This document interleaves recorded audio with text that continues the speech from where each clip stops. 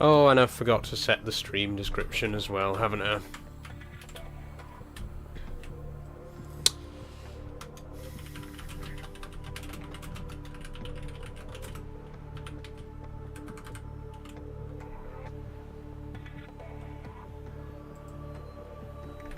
So now we're late.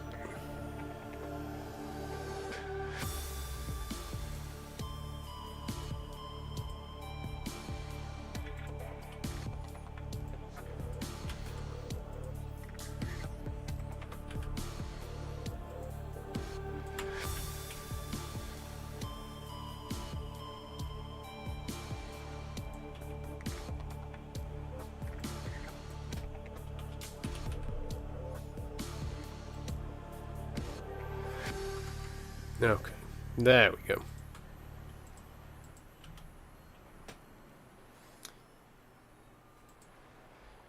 We are 1 minute late. But it's okay.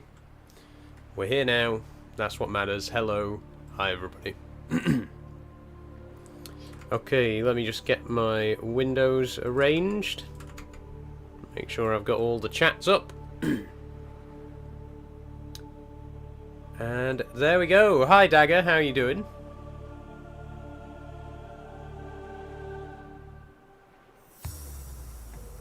There we go. Okay. Can you hear me all right? Can everybody hear me okay? First things first.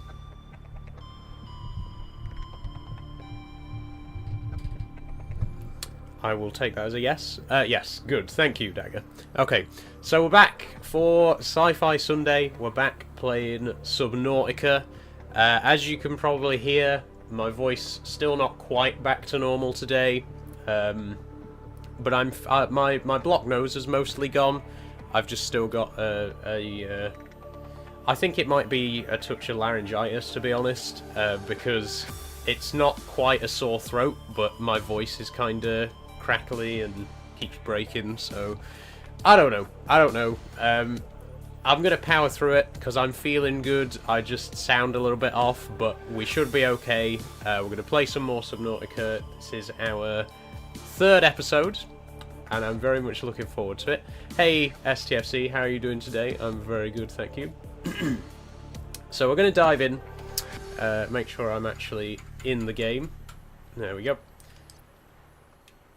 And we're going to pick up right where we left off in the last episode. So last time we went to the North Island because we were supposed to rendezvous with the Sunbeam, which came to rescue us. Unfortunately, it got shot down. And we discovered that the entire planet is under quarantine. The whatever species was here before us had built this giant super weapon to shoot down any ships that tried to enter the atmosphere.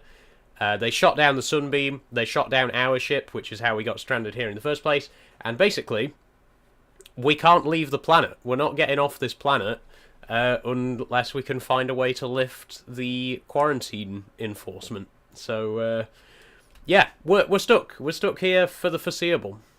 Hey Max, how you doing? I'm very good, thank you. Where'd you play this game? It is on Steam, and it's also on consoles, PlayStation, Xbox, whatever else. But yeah, I'm playing on Steam, because I'm on my PC. Now, where did we actually finish up last time? We did get to doing some base building. This is our new base, because the base at the end of the last stream was a bit of a state, to be honest. Or the base at the end of episode 1 was a bit of a state. So we spent the last stream rebuilding. We got a nice new base now, which is looking very, very good. We still have quite a lot more modules to discover, so the base will get expanded eventually. But right now we got a scanner room, and we got 2 large multi-purpose rooms. So we got 1 room for growing our plants, as well as some storage. We got another room on this side for our radio and fabricator. We are working on the water filtration system. I can't remember what it was we needed, but we do need water now, so that might be a good place to start. Titanium, copper wire, and aerogel. I'm alright, says Max, recovering from a stomach virus, but I've put myself back together for the most part. Glad to hear it, Max. As you can probably hear, I've not been too well recently either, but I'm on the mend. How do we make aerogel? Basic materials. I think there's something that... I think we need a material that we haven't found yet to make aerogel, because it's not currently appearing. We'll just have to get some bladderfish for now, or actually we can eat lantern fruit if there's any ready to be picked, which there isn't. Can't tell if it's green screen behind you, says Riley. It's not a green screen. I mean, I don't really know how I could prove it to you, but it's I promise it's not a green screen. Hey Charlie, how are you doing? You got a notification today that I was live. Thank God for that. It actually worked this time. Okay, let's... where would bladderfish be? Are there even bladderfish in this biome, or do we need to go to the safe shallows?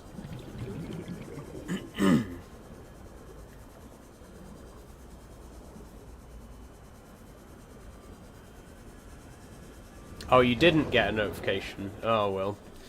Never mind.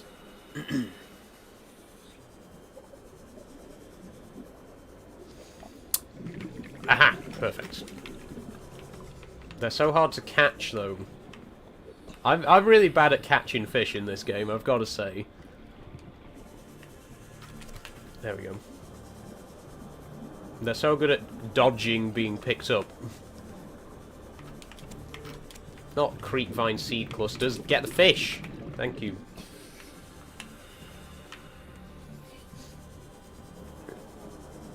Look at you, says Shrewsbury fan. Yeah, look at me! You can look at me, because I'm on the screen. I'm nice and big. I believe you, I just thought it looked a little fuzzy behind you, that's why I'm just being stupid. Oh, I get it, Riley, I get it. My camera is not the best quality, so the background does look a little bit fuzzy, I'm afraid. Did you ever look in the mirror and feel disappointed, says Shrewsbury fan? No, the exact opposite. I look in the mirror and I think how lucky and happy I am to be living my life in a way that makes me comfortable. I used to look in the mirror and feel disappointed, and then I became transgender, and now I don't. Why can't I open the PDA? I can't open the PDA because I'm... Oh, I pressed the wrong button, that's all. I thought circle opened the PDA.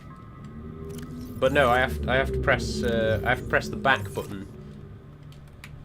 Okay. Misremembering. Silicon rubber... Oh, what didn't we need for the water filtration? Oh no, titanium and aerogel. How do we make aerogel? I'm not sure. I think there's something that we need to go a bit deeper to find before we can make aerogel. I'm gonna get in the sea moth and see what we can do. Is the spider still okay? Very good, Riley. He ate on not Monday, that's tomorrow. He ate on Friday, so he's doing very well.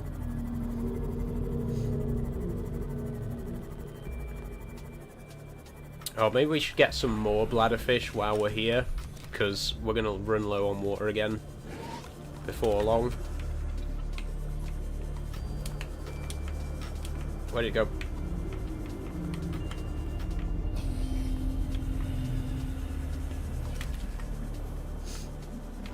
Now, where's the sea moth gone?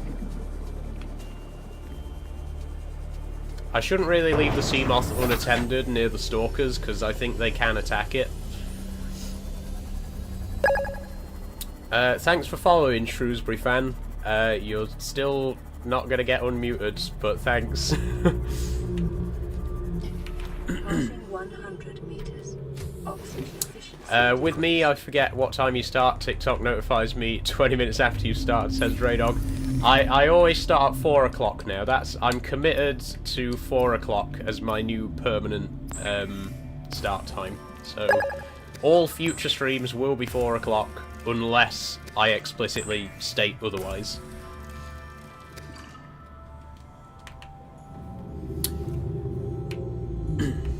It's a jumping spider, right? Every time it's summer, I always look for them. They're just so cool. They are really cool, right? I mean, I'm a big fan of spiders in general. I'm a big spider fanatic. But jumping spiders in particular are just so cute.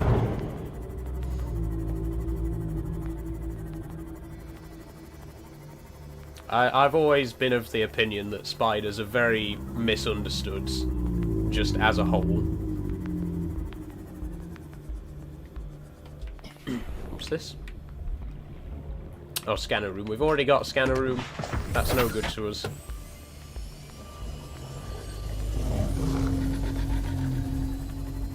But yeah, as you can tell from the title of the stream, we are going to try and go deeper underwater today. At present, the Seamoth is only capable of diving to 200 meters. So we do need to find some upgrades before we can go any deeper, but this game, there's a lot lurking beneath the surface of this game, no pun intended. Well, it's not really a pun, is it? But the game's deeper than it looks.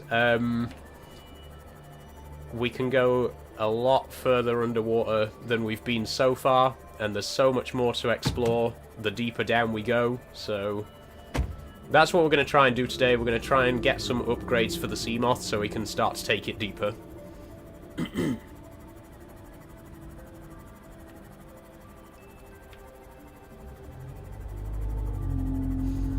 I tell you what, there is a high priority... Yes, Second Officer Keane. We never visited Second Officer Keane in the last episode, did we? There's a life pod that we haven't visited yet. Let's go and explore that, because there might be some useful stuff there.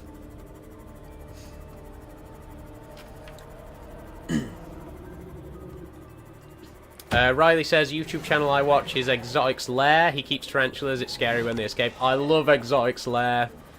Big fan of Exotic's Lair. Great YouTube channel. Honestly, one of the channels that really helped me to overcome my fear of spiders quite a lot. I'm still not really comfortable enough to get a tarantula. I would like to one day, but yeah, I'm not quite ready for that big of a step at this moment in time. But yeah, I watched Exotic's Lair for quite a few years. And honestly, I love... like I said, I just think spiders are misunderstood. I think even the biggest, scariest spiders, they just want to be left alone. You don't bother them and they won't bother you, you know? It's like with bees. Like, everyone knows that a bee is only going to sting you if you provoke it, right? But people, like, for some reason they can't accept that spiders are exactly the same. A spider's not just going to come up to you and bite you. A spider's not just going to see you and think, I'm going to go bite you. They don't do that. They're not going to hurt you unless you provoke them, right? And I think, I just think people really misunderstand spiders and think that they're, like, really violent and dangerous, and they're just not. They're just creatures like any other trying to survive, you know? And they're really cool. They got 8 legs, that's cool. What happened to your other account? Shadow banned Scottish, unfortunately. Warning. Oh, crush depth, crush depth. Okay. Damage imminent. No deeper. Oh, Max says 4 PM your time is 11 AM my time, I think, so I can plan my work schedule around your stream. That's good to know, Max. That's good to know. I think 4 PM till 7 PM UK time is a pretty good time, like, internationally. Like, across various different time zones. It's not the worst time to be streaming. Like, obviously, if I streamed in, like, the early morning, it'd be midnight over in the States or whatever. And I want to I want to try and stream at a time where people around the world can reasonably be able to tune in, and I think 4 to 7 is a good time for that. Without any spoilers, do you think you're finishing the game today? So that's SCFC. No. Very small spoiler, but the game is a lot longer than it seems at first glance. We really have barely scratched the surface. Yeah, there's a lot more to go. I'm thinking this could be several months of gameplay. But if I do 2 streams a month, I honestly don't know how many episodes it's going to be, but I would say at least 10, just as a complete guess. Probably more, to be honest. Depth reached. Hull damage imminent. Oh, we actually went slightly below crush depth there, which has damaged the sea moth. Whoops-a-daisy. New York's only 5 hours behind, so when it's 5 PM our time, it's 12 PM for them. Yeah, see, that's not too bad. That's not too bad. I'm not sure what the time difference is for Pacific Standard Time, but I think it's sort of early morning-ish right now. So again, it's not an unreasonable time, you know. It's not the perfect time. Obviously, I do, you know, I try to... New PDA data. My first consideration is for my UK viewers, but, you know, as an added bonus, if I can stream at a time that works well for people in other countries, then, you know, that's good. 30 seconds. Oh, power cell charger, nice. We are going to need that.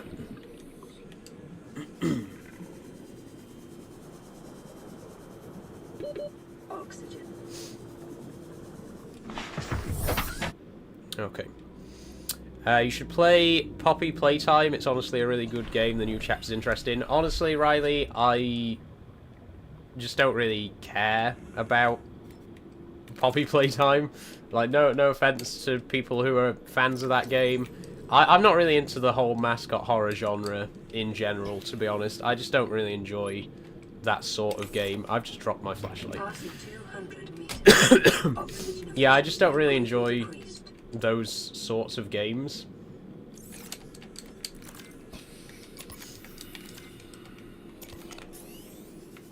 So I don't think I'd get a whole lot of enjoyment out of it. Okay. One more dive. I'm going to see if there's anything else down here.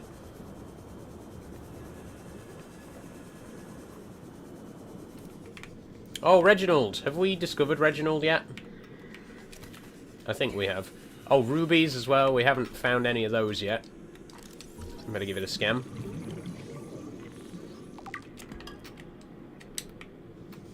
Quartz, why not? Let's get a couple more rubies. I forget what we need rubies for. Probably something to do with the Cyclops, so it's a good idea to get some. Oh, there's more Reginalds. Yeah. Come here, Reginald. And another. Oh god, there's loads of them down here. 30 seconds. Oh, 30 seconds. Okay, one more ruby. Back to the sea moth, and then... Oh, hang on. One more quartz. And then back to base, I think. Oxygen. Yeah, I'm going. Welcome aboard, Captain. Off we go.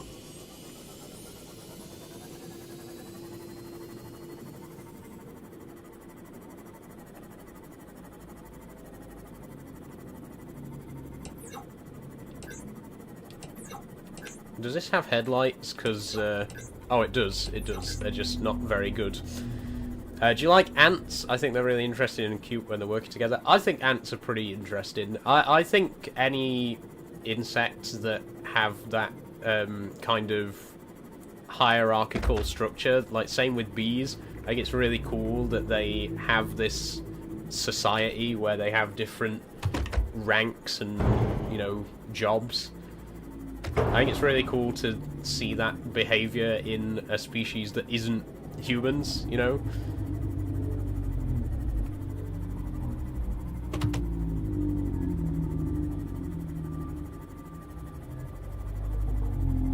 How are we 50% damaged? Just because we hit a couple of fish. That can't be right.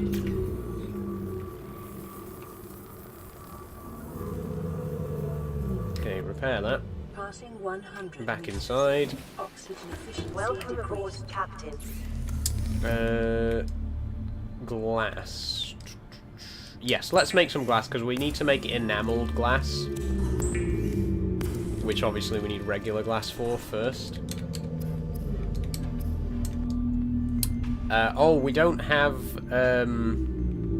Oh, Reginald's extremely filling. That's good to know. We don't have any salt, though.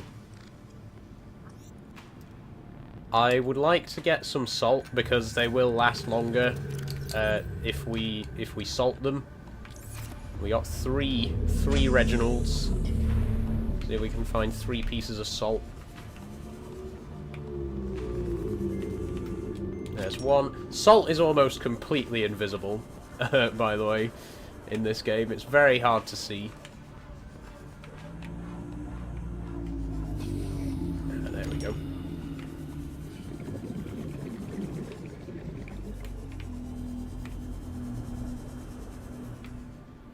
Ooh, what was that? Oh, is that quartz? Oh, it's time capsule. Oh, wow. Cool. What do we got? Oh, wow. Chips, water, titanium, and coffee. Wow, thank you, whoever left that. They didn't put a name on it. Oh, marble melon seeds. Cool. I love getting time capsules in this game. It's so fun. We should leave one for another player at some point.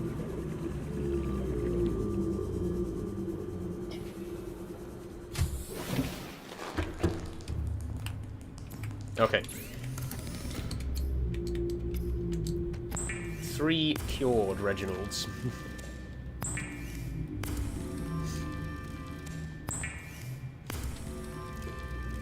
Would you ever have a bearded dragon, says Draydog? I don't know. I think maybe they're a little bit too high maintenance for me. They're really cool. Actually, when I was in secondary school, one of our science teachers had a pet bearded dragon that they kept at school. They had it in their classroom. It was really cool. I think they're really cool creatures. But yeah, I think a bit too high maintenance for me.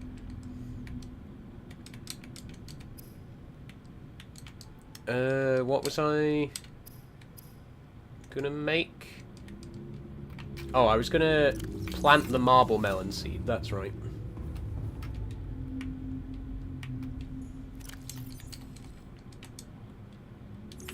There we go.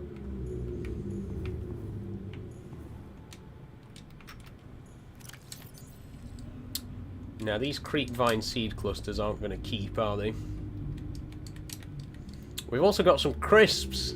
That someone left us crisps in the time capsule. We got coffee, Americano.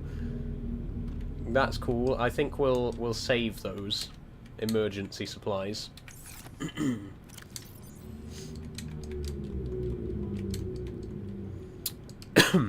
Any idea what you're wanting to play after finishing this game? No idea, Draydog. That's going to be quite a long way off, to be honest, so I haven't even begun to consider what I'm going to play next for Sci-Fi Sunday. Like I say, I'm hoping that this series is going to go for, like, 4 or 5 months.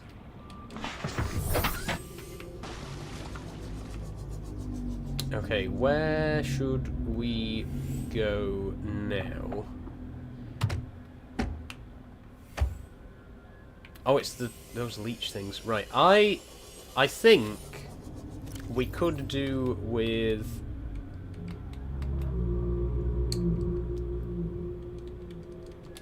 Let me check the data download from Pod 19. Aurora Survivors, there we go. If you're reading this, you followed the... Yeah, blah, blah, blah, blah. Okay. Okay, there's nothing really of note there. Let's head towards the safe shallows for a minute. Are you happy being trans, says Xander? I am, Xander, yes. Very, very happy.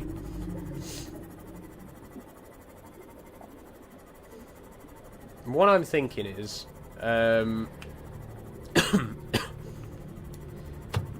maybe we should head northwest. We haven't really explored the northwest area of the map yet. I think we need to find another big piece of wreckage, because I need some more blueprints. Oh, we don't have a cutting tool yet, do we? Hold on. Let's, have we got the recipe for a cutting tool? No. Okay, right, well.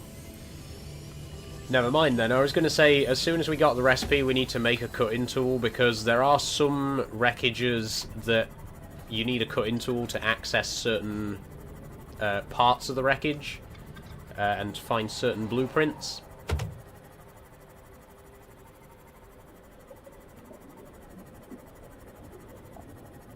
So we'll keep our eye out for one of those.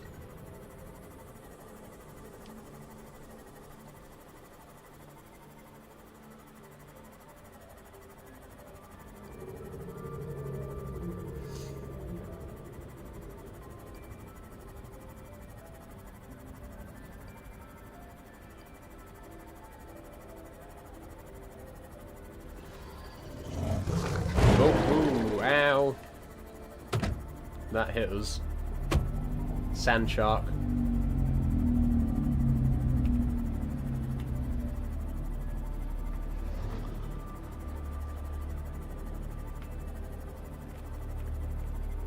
I don't think we got all the bits for a modification station yet, have we? Oh, Jelly Ray, I love these guys. I want to scan one of these. Don't swim away. I want to scan you. Please, you're cool. Thank you. We haven't really been reading any of the data entries because I've been so busy trying to progress. But it's cool to get them anyway. Okay, watching the depth meter, we are almost at crush depth. And we also appear to have wandered into a giant mushroom forest. Let's try and get out without any damage. Ow. Oh god, it just goes on. Is there any wreckage around here? I just need some wreckage, please. Ah! Oh dear, that was a bad one.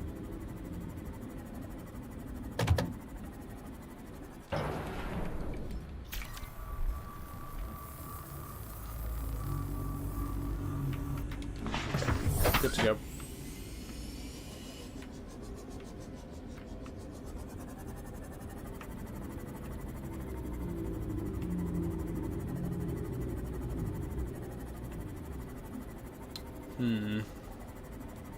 Okay, we are now at just above crush depth. We cannot go any deeper in the Seamoth.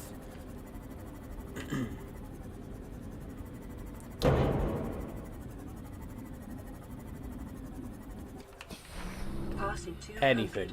So anything. Okay, this looks a little bit scary.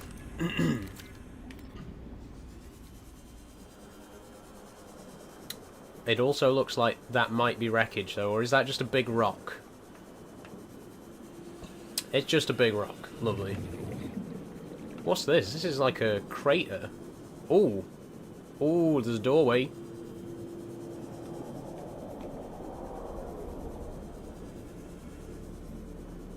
I don't think we can make it there though. I'm going to swim back to the pod, to the Seamoth before we run out of oxygen.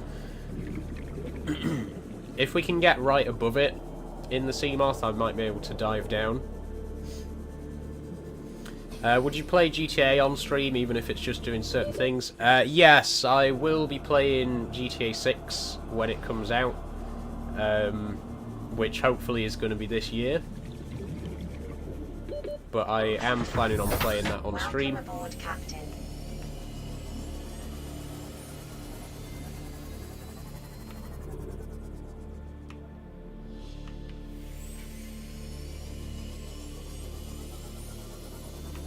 Warning, maximum depth reached. Hull damage imminent.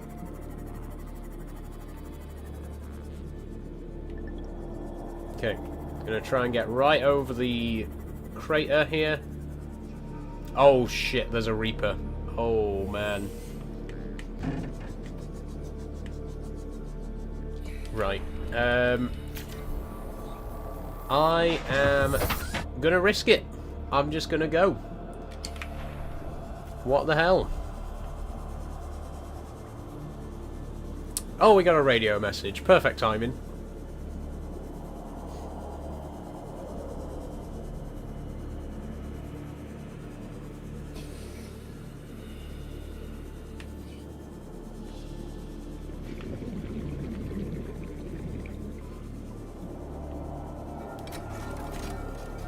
Oh, we need a tablet. Okay, okay. So there's an alien facility down here, but we can't get into it without a tablet. Right. Good to know, I'll bear it in mind.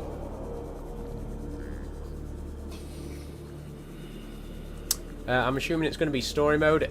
Yeah, it will be story modes for GTA 6. I'm not really a fan of online. Okay. Head back to base.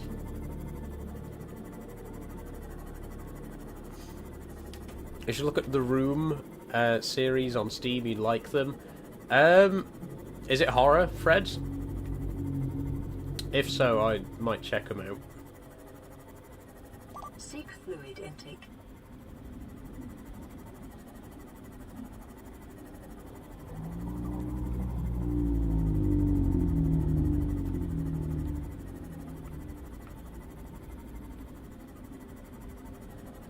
Oh, what's that rendezvous point?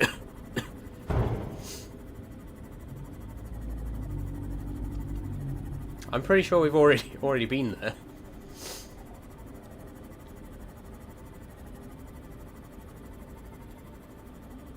But now I'm going to have to go there again just to get it off the PDA.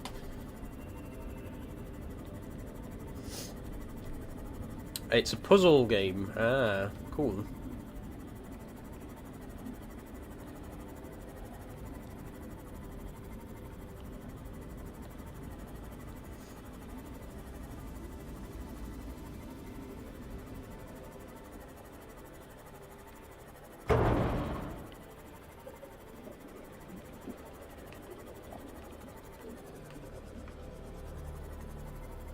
Is there anything in these?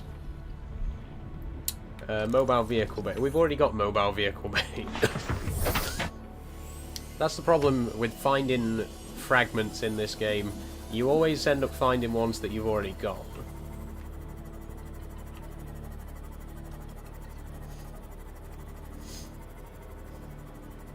Story mode of games like GTA make a good streaming series where it's long or short would work. Yeah, exactly. I think story mode definitely is a lot more interesting for a stream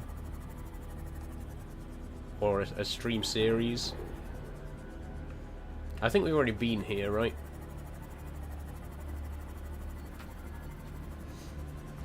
Yeah, we have.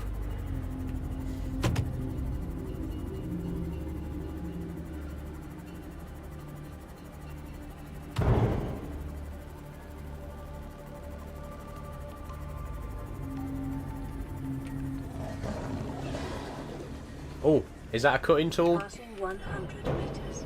Oxygen efficiency decreased. It is! Yes! Oh, thank God. We needed that. We needed that. New blueprint acquired. Straight back to base and see if we can craft one right now. There's 4 room games. They won a BAFTA and made by Fireproof Games. Oh, cool. Yeah, I'll definitely check them out, because I love puzzle room, like escape room sort of stuff. Welcome aboard, Captain. Okay. Laser cutter. Seek fluid intake Cave sulfur, immediately. diamonds, titanium. Right.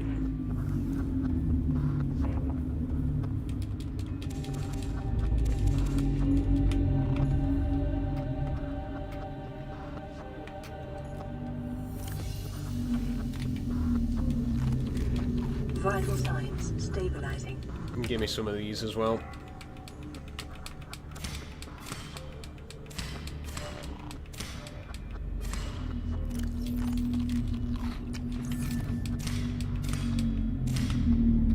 That's it. Much better. I'll take a medkit as well. Right, radio message. Play. This is Life Pod 4. We've landed close to the Aurora. Flotation device is active, but we've got some big old fish in the water with us, and I don't know how long we're going to last. I mean, We're close unfortunately... to the crash site, so bring radiation protection. 4 out. Unfortunately, we have Signal already been coordinates corrupted. to Life Pod 4, Transmission and they origin are dead. recorded to data bank. They are already dead. We've been there. Okay, 2 diamonds, which we do have. Cave sulfur we don't have. Titanium we do have. I think we got everything except cave sulfur then. Yeah. Okay. Let's... hold on. Oh, look how many dead batteries we got. We really need to unlock the battery charger as well. Once we got the battery charger... Oh, hello.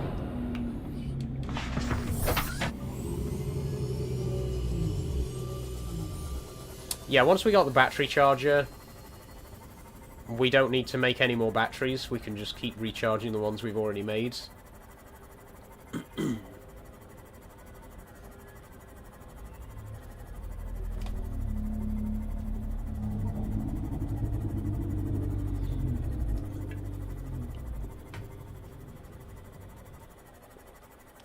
Wow, I look really washed out today on the camera, don't I?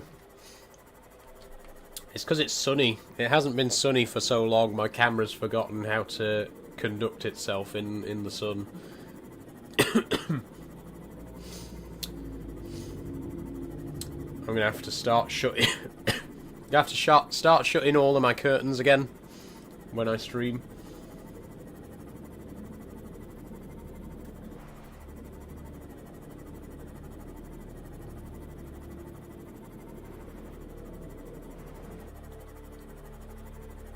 Yeah, okay, we've already been here.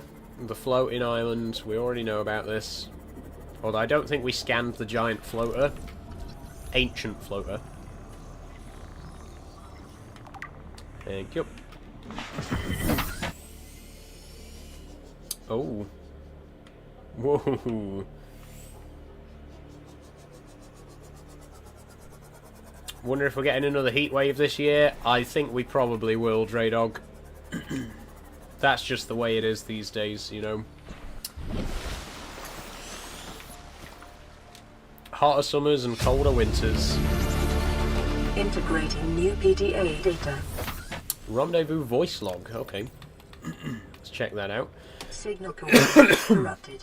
Approximate Excuse me. transmission origin recorded to data bank. We have to board the Aurora, repair the long-range comms, make contact with the other survivors. We can't be the only 2 that made it. Those are not the orders the captain gave me, and they are not the orders I'm giving you. This isn't chain of command, it's survival. My obligations as acting commander don't turn on their convenience. Get out of the water. If I get into trouble, I'll send you my coordinates. I can't let you go alone. Then come with me. You don't leave me much choice. Received emergency transmission from Second Officer Keen 2 hours after last activity. Rendezvous was a failure. Intercepted a transmission from Altera HQ. Seems they sent a data package to the Aurora. We were intercepted by a Leviathan-class Predator before we could reach the ship. Consider the CTO and I lost at sea. I hope you can hear all this, by the way. Keen, out. Okay. So, Officer Keane is dead. I think we can conclude. Everyone's dead, right? I don't know why we're still surprised at this point. Whenever we get a message from a nearby life pod, they're already dead. There's no one else here. We are the only survivors. I'm beginning to understand that now. I've accepted it. I've come to terms with it. Before last year, I swear the last heatwave was at some point during COVID. I believe so, Trey Dog, yeah. But that's the thing, like, they're only going to become more and more frequent. That's climate change, you know. It's going to happen basically every year from now on. We're going to have hotter summers than we've ever had before. We're going to have colder winters than we've ever had before. We already had one of the rainiest winters that we've had in the UK for a very long time. Like, it literally rained for almost 2 months straight in most of the country. That's... I know everyone likes to joke about how much it rains in the UK, but that is not a normal amount of rainfall. And it's only going to keep happening. It's just going to get worse and worse and worse.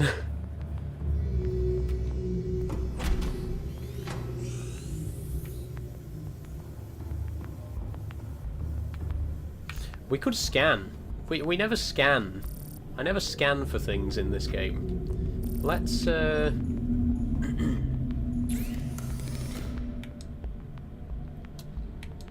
scanner room upgrade, scanner room, speed upgrade, camera drone, hood chip. Oh, that's interesting.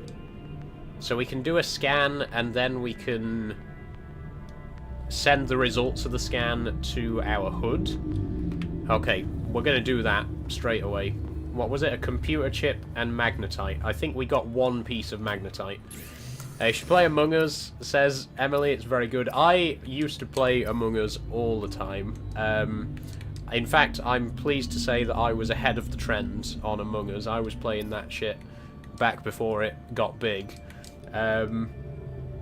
But it gets old very quickly, that's the thing. Like, no disrespect to Among Us or the developers of Among Us, because it genuinely was a really fun game back when I first played it, but it's just one of those games that, for me personally, it gets old really quick. Like, you really don't have to play it much until you're like, okay, that's enough for that now. But I think that's the same with a lot of those multiplayer games that are kind of a flash in the pan, you know. They pop up, everyone plays them with their friends for a couple of months, and then they go away again. You know, it was like with Lethal Company, it was the same story. Peak recently was kind of the same thing. RV There Yet. Every now and then, a multiplayer game pops up. Repo as well, a multiplayer game pops up. Everyone plays it with their friends for a couple of months, and then that's it. We're bored now. What's next? You know? And I think Among Us was kind of the start of that trend, to be honest. And again, I'm not saying it's a bad game, because I really genuinely enjoyed Among Us. But yeah, it got old fast. I'm sorry to say. Oh, copper wire and table coral samples. Okay.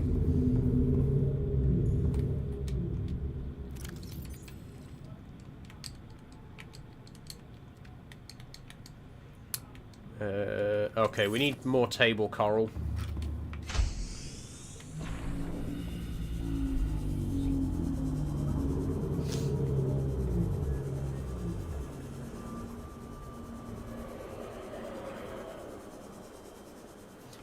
New roles, maps, and mods have brought Among Us back alive if you get a decent lobby. Have there been new maps? Because last time I played there were 4 maps, I think.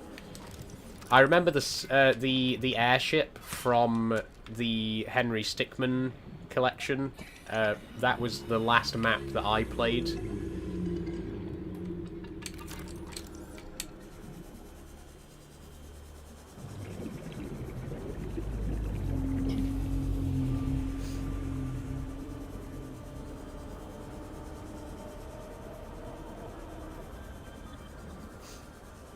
Are you excited for summer? If so, what are you doing? I am very excited for summer this year. I'm going to be doing a lot more walking. I'm actually hoping to do my first walk of the year in March, because it has started to get warm again recently. But yeah, come summer, I'm going to be out in the Peak District, hopefully once a month. And I'm going to be making plenty of videos about it as well. So I'm excited for that. And I'd love to do some gardening this year. I didn't really do much in the garden last year, but I'm a big gardener. We did put in a little pond last year. Just one of those cheap plastic, like pre-molded ones. We dug a little hole and put one of those in.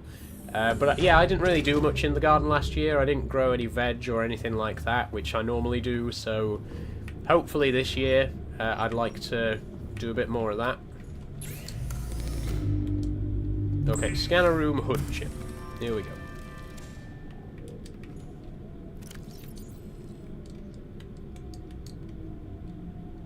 Where is it?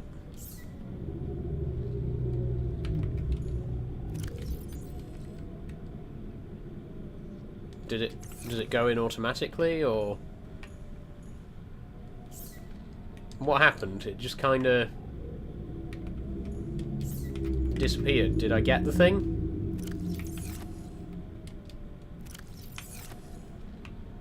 I just crafted an upgrade. Where is it?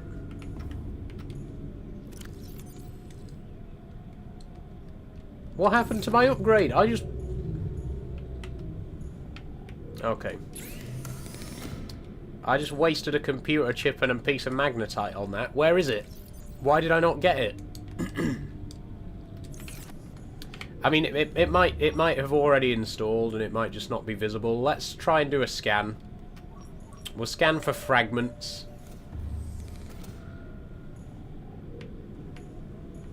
Okay, there's one there that it's already found. Ah, it has worked. Yes. Okay. So for some reason it just didn't actually show the upgrades in the machine. But we have got one.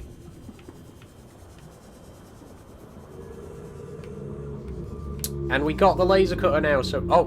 No, we don't. We don't have the laser cutter. What did we need? I forgot what we needed for the laser cutter. Welcome aboard, Captain. Cave sulfur. Cave sulfur. Okay, we can get cave sulfur easily. That's not a problem. Oh, there's loads of fragments in there. This is why we need the laser cutter. Look at that. There's 3 fragments in there. 4 fragments in there, all behind a door that we need the laser cutter to get into. There's a fragment over here, but this will just be something that we've already got. Laser cutter. How convenient. There was one here the whole time, right next to the base. I just didn't see it.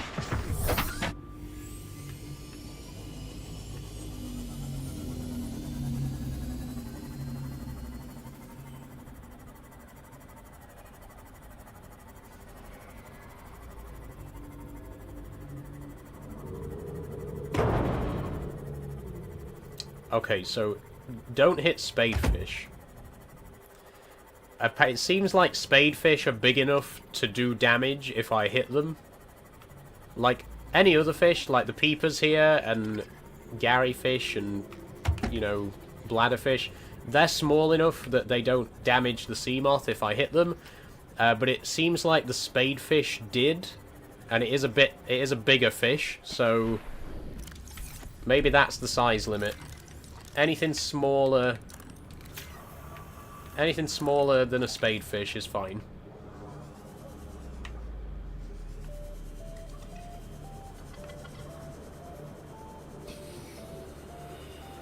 Okay, crashfish. Anywhere. Where are you? That'll do. Thank you. Don't care.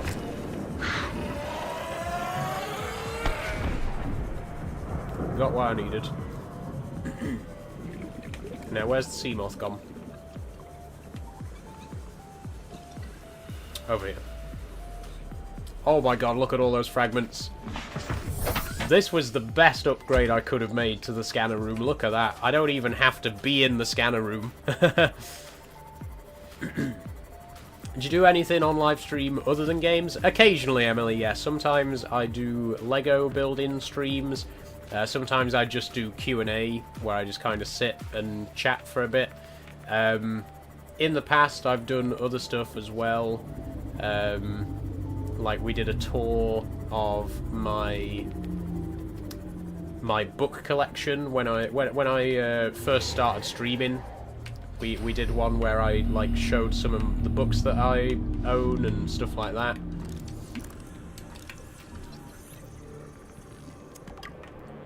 But the gaming streams are the main thing. But yeah, I do other bits and pieces now and then.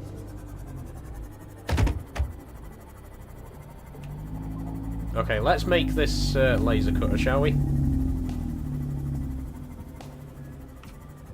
Passing 100 meters.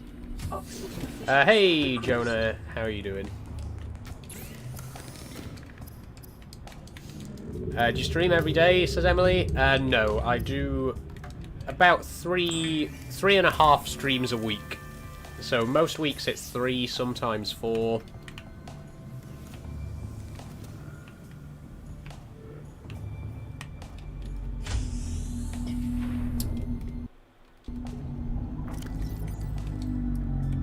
And we've just made the laser cutter, by the way. Ta-da!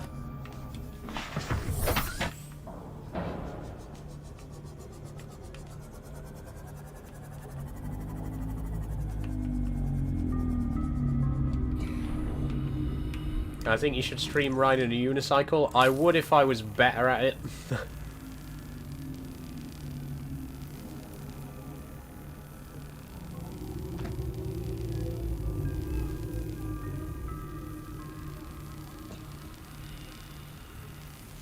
But sadly, I'm not there yet.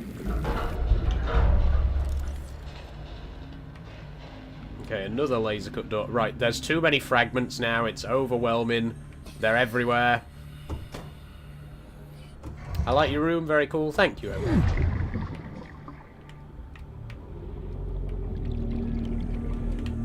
Wait, have I been here? I've been in here.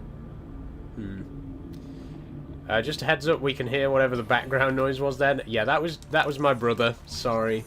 I do ask him to keep his voice down while I'm streaming, but he doesn't always listen. Oh, we can't open this one. Right. How old's your brother? He's 19.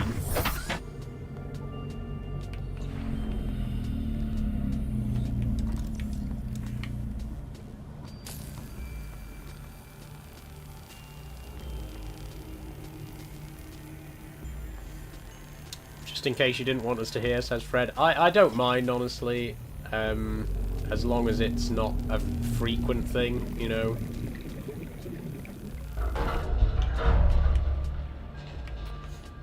Oh! Battery charger! Yes! Perfect. Hi, Snail. How you doing? Open data box. We'll take that. Lightweight, high-capacity tank. Nice one. Print acquired. God, there's fragments everywhere. Can you tour your bedroom, says Emily? No. Because I can't move my webcam.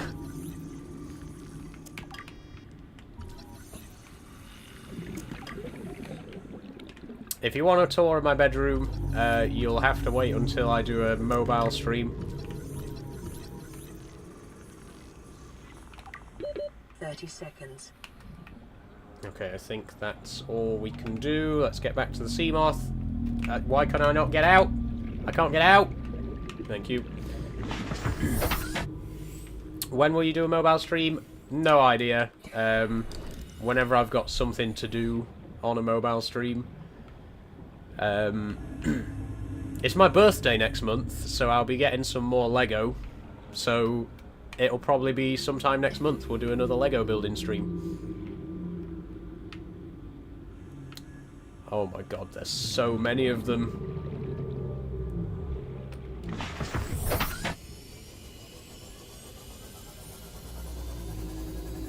Happy birthday for next month. Thank you, Emily.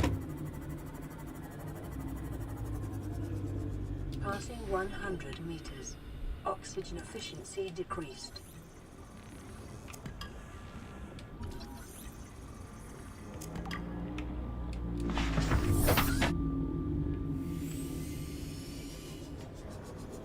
See, these are all fragments that I've already got, though.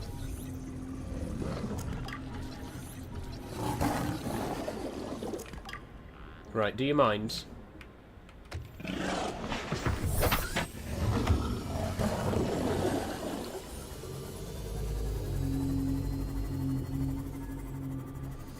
Any plans for your birthday, or are you having a quiet one? I'm gonna be going shopping with my sister. Her birthday's also in March, so we normally get together, like, in between our two birthdays and go and do some shopping. Usually we go to Meadowhall.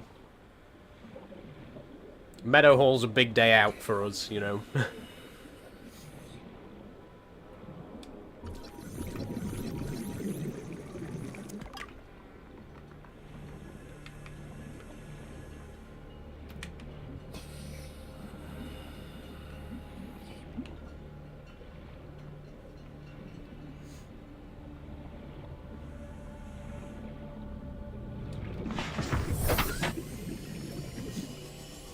Like your jumper, where's it from? Says Emily. Good question.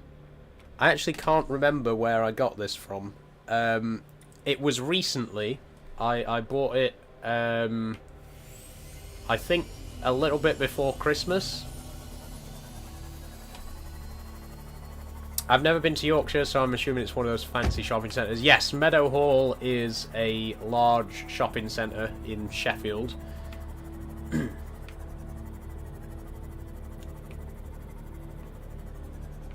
And among other things, they have a Lego shop, which obviously is usually the first place that we visit when we go.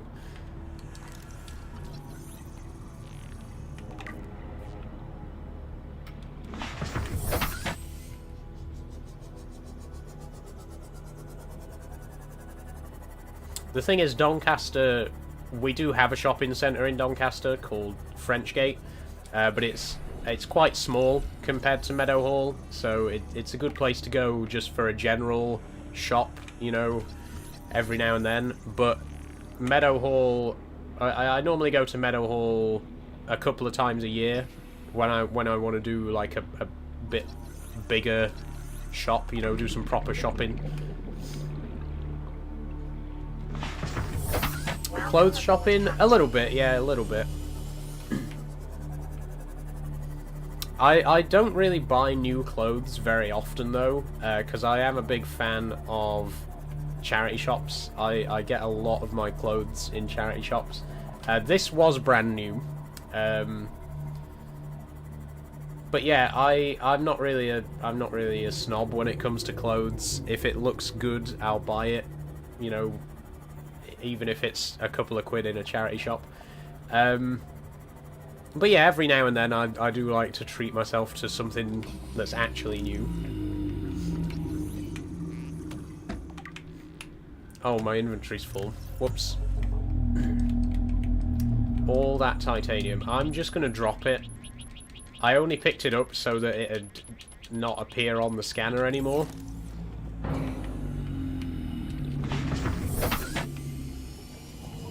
I hope those despawn.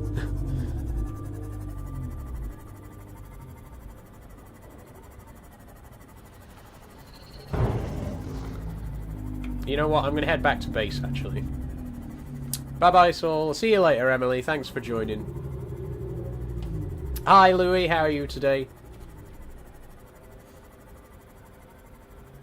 Okay, what I think I'm going to do... Thanks for following, Kaylin. What I think I'm going to do is scan for wreckages instead. Because wreckages always have loads of fragments around them anyway.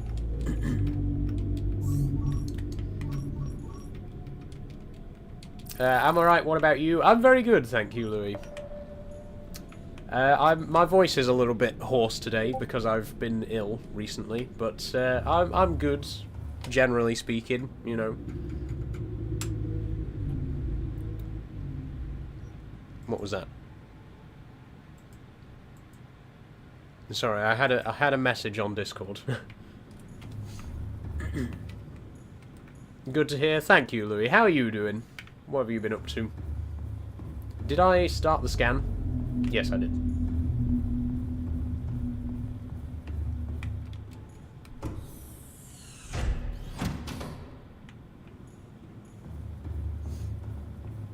Okay, 2 wrecks there. Yep. Obviously, those are the ones next to us. Oh, there's a radio message? Since when? This is an automated distress signal from Pod 12.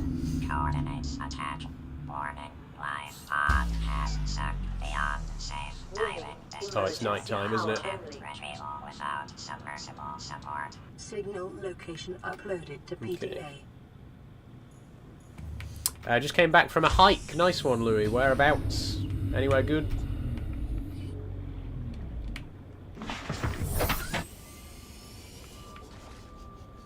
Life pod 12, sunk to the ocean bed. Okay, let's go and find it. Going for a little while, buddies. Get school stuff sorted. No worries, Charlie. See you later. Where's your Discord link? It's in my bio now, Fred. Now that I've got 1,000 followers, I can put links in my bio again. So just go through to my profile. There's a link there for Discord, Patreon, Instagram, Blue Sky, everything else. 25k walk from Kinder Scout to Cheadle Stepping Stones. Nice one, Louis. Nice one. I'm actually planning on going to Kinder Scout later this year. I've never been. I've been to the Peak District so many times, but I've never done Kinder Scout. And obviously, I've got to do it eventually. It's the highest point in the Peak District, right? But I'm coming from the Doncaster side, so I'll be coming via Edale. So I was thinking of starting from Edale, heading up to Kinder Scout, and then heading west down into, I think, Chapel on the Frith. But yeah, it's definitely a walk that I'm planning on taking at some point this year. Okay, seek fluid intake. 1 second. We got our large filtered water. Lovely.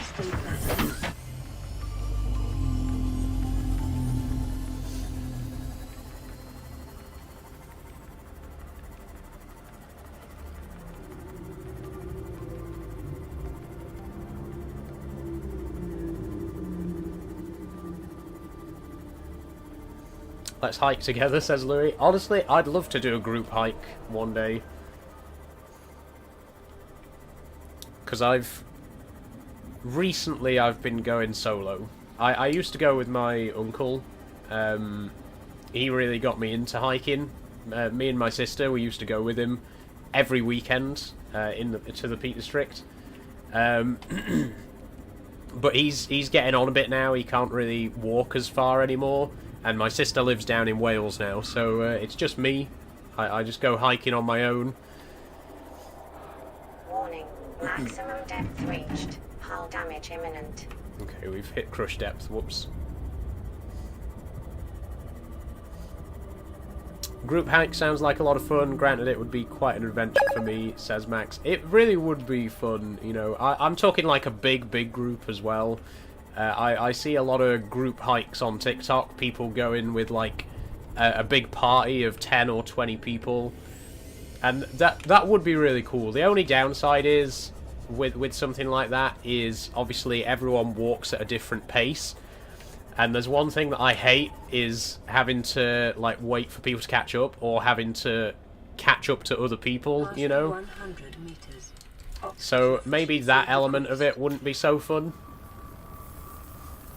Thanks for following, Louis. Okay, life pod 12. Let's get down there. Oxygen efficiency greatly decreased. detecting volcanic activity and several unusual electromagnetic signatures. Repulsion cannon, nice. Acquired when diving deeper. Officer Danby's crew log. Oh, Ampeel, Ampeel. Data. I think you're really cool, but stay away from me. Okay, new PDA data. Let's have a quick look.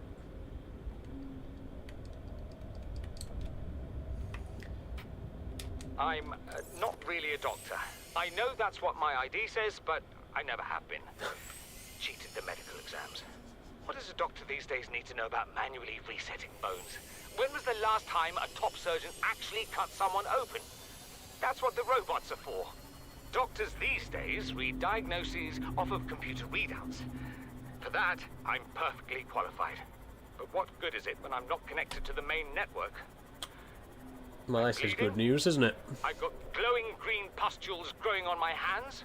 I run a self-scan and it tells me I've got skin irritation. The only thing I studied in medical school was how to lie convincingly.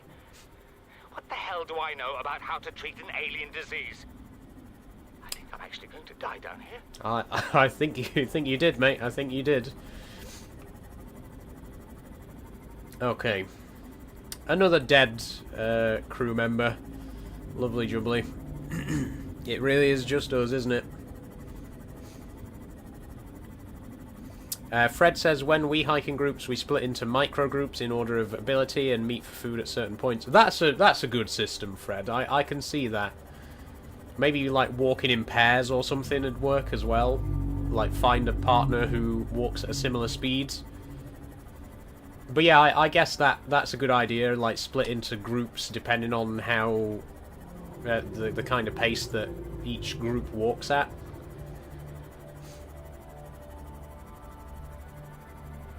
Like I say, it's definitely something that I'd be up for. But I do enjoy my solo hiking as well. For me, you know, one of the best things about hiking is just being alone, you know, with my thoughts. I mean, obviously I do a lot of recording when I'm hiking for my videos as well, but it's nice to be out there just on your own, especially when it's really, really quiet. When I went to Cave Dale in October last year, it was so quiet up there. I got right to the top at about 4 o'clock in the afternoon. It was just starting to not quite get dark, but it was sort of dusk, you know. It was just a little bit that the sun was just starting to set, and there was nobody else around. There was no sound at all. It was just completely dead silent, and it was so peaceful. And that's what I really love about hiking, to be honest. That's my favourite part, is when you can just stand there in nature and there's just nothing else around. There's no distractions, there's no other people, you know. I love that.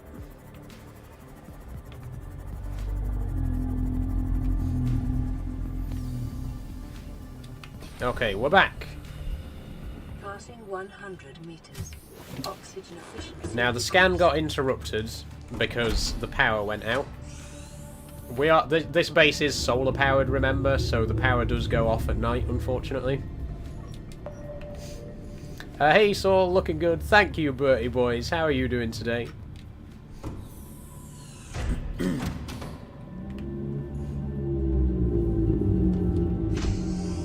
Oh, while I'm here, should probably get something to eat.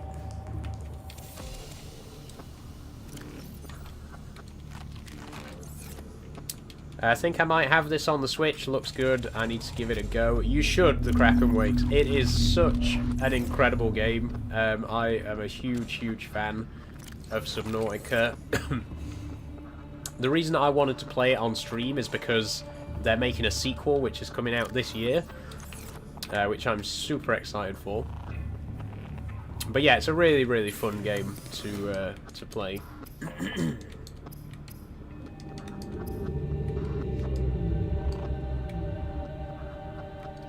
Wait, did we get an extra large oxygen tank or something?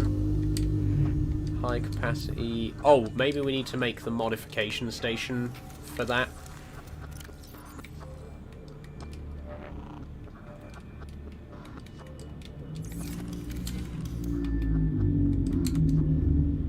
Ingredients unknown. Okay, we need some more fragments then. I think we found everything from those 2 wrecks.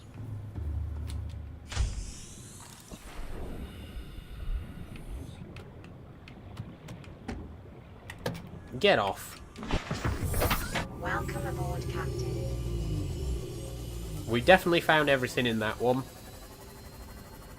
Maybe not this one.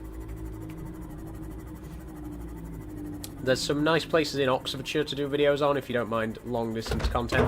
I am going to consider going a bit further this year. The thing is, obviously, because I live right next door to the Peak District, it's just very convenient to travel there. It's really easy to get to, you know, it only takes a couple of hours.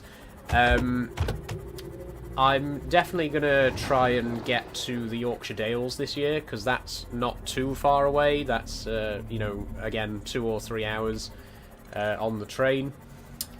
If I was to go, like, further than that, I'd want to be perhaps looking at staying overnight, B&B, whatever, that kind of thing. But yeah, there's, like I say, there's definitely places that are further away that I'd like to visit at some point. I've just been sticking to the Peak District for convenience, because it's very close to me.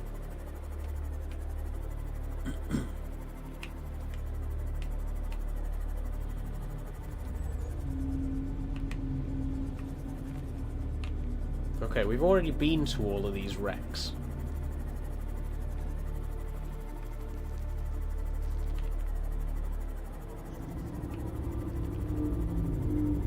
What's that one? Is that in the Jelly Shroom Cave? Surely we've been to that one, because we've already been in here.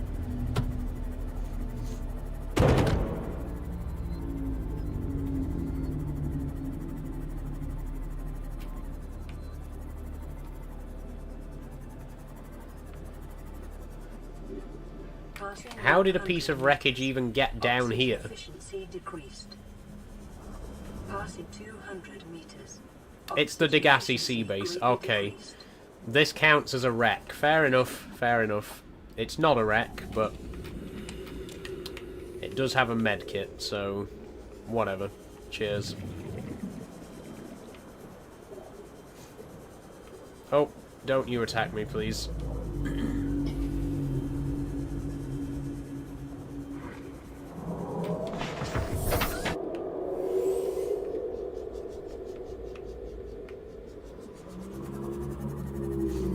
I'm looking into doing paranormal stuff, but I'll probably start small by looking at a haunted hotel. Yeah, honestly, Dre Dog, there's paranormal stuff everywhere, you know. I'm not a big believer in the paranormal, but there's paranormal stories wherever you go, you know.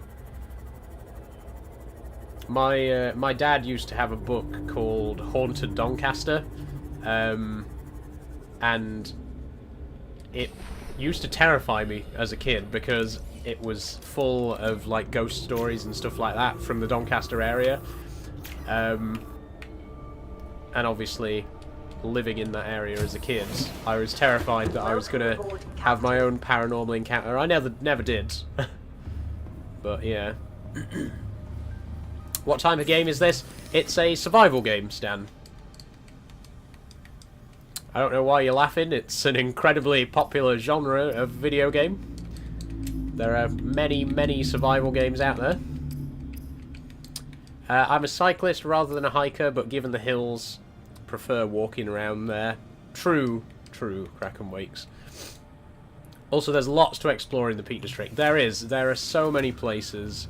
I know I've said it before, but I really do believe that I could go to the Peak District every single day for the rest of my life, and I would find a different place to walk every time, you know?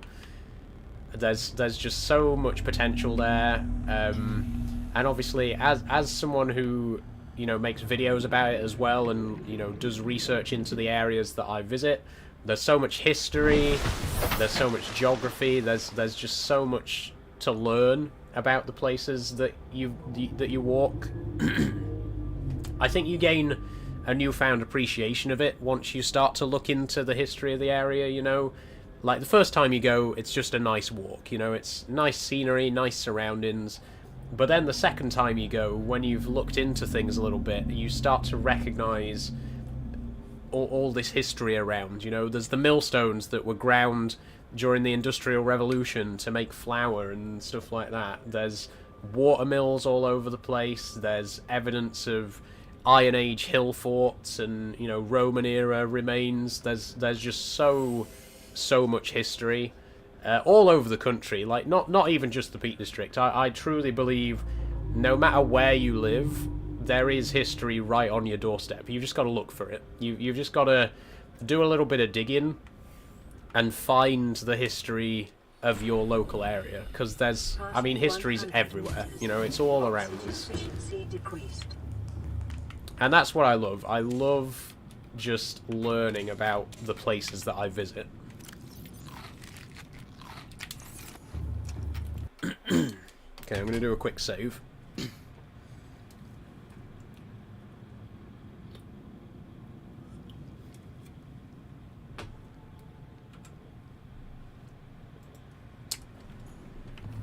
Okay. We are gonna head towards the Aurora. I don't think the range of the scanner is big enough to find the wreckages that are a bit further further north. Excuse me. Allow me to just have a quick coughing fit. Oh, I'm okay.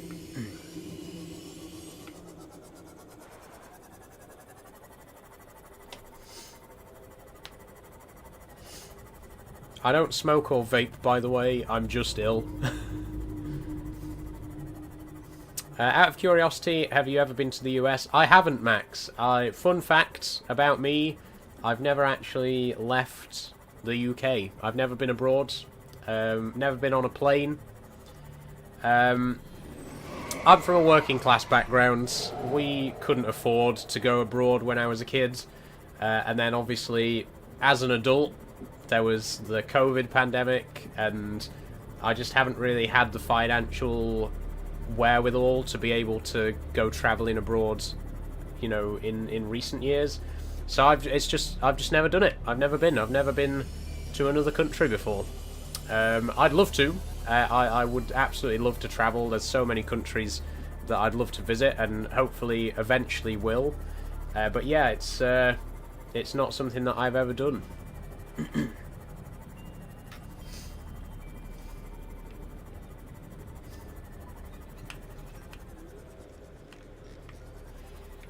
Okay, big wreckage. There is big wreckage somewhere round here.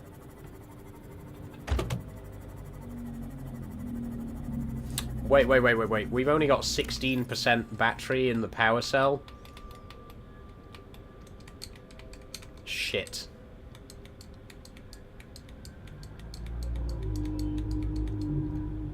Where's the recipe?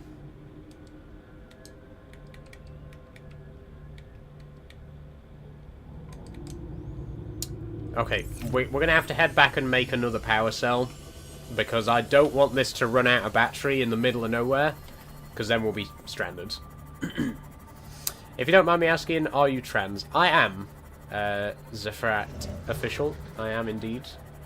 I've been out for about 5 years.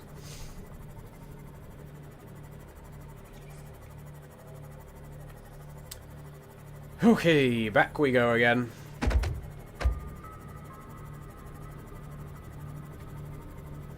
Things will get more exciting once we are able to go deeper. Once we get some depth upgrades for the Seamoth, and you know, start to get blueprints for the Cyclops, we're going to be able to get a lot deeper in the water. There's a lot more to explore. Again, right now, the deepest we can reasonably go is about 250, 300 meters. But we can go a lot deeper than that once we've upgraded the Seamoth a bit more. Passing 100 meters. Oxygen efficiency increased. You look amazing, by the way. Thank you, Zafrat. Thank you very much.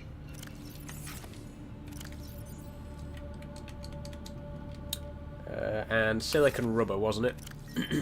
We got plenty of that.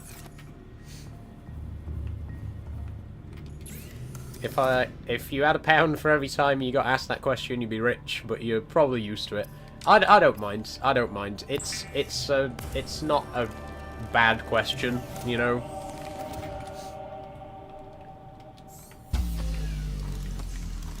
Warning, emergency power only. There are certainly some questions that I get asked a lot that I don't enjoy. But are you trans? It's really not that bad of a question, really, is it?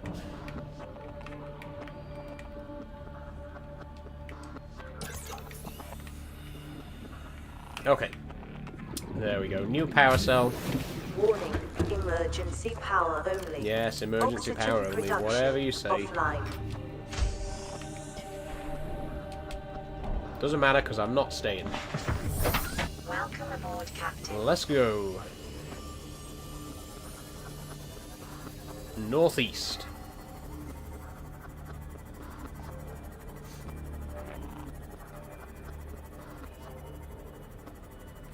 At least they're asking before assuming.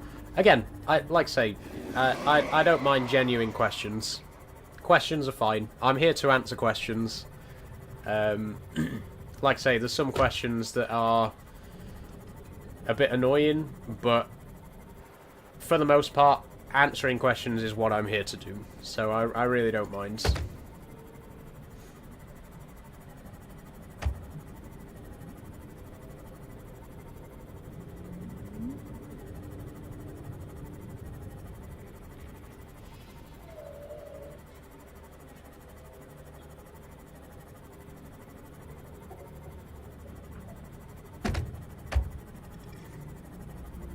Okay, there's a big wreckage somewhere around here.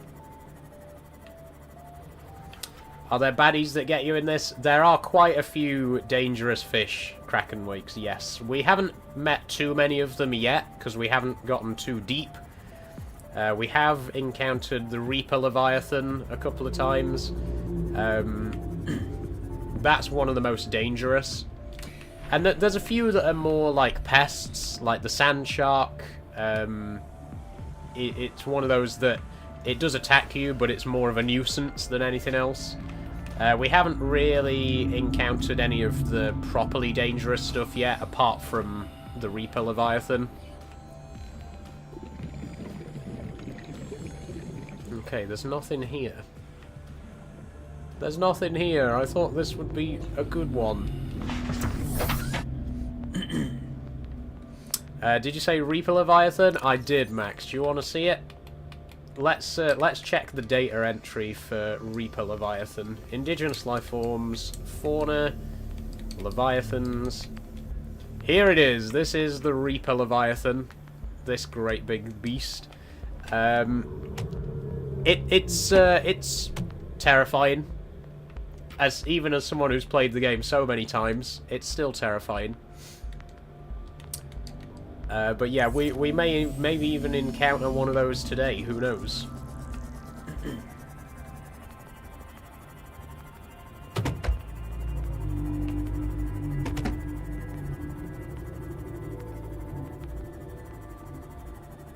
Oh, that looks like Cyclops hull fragment. It is. Yes, nice. I want to get the Cyclops as soon as possible.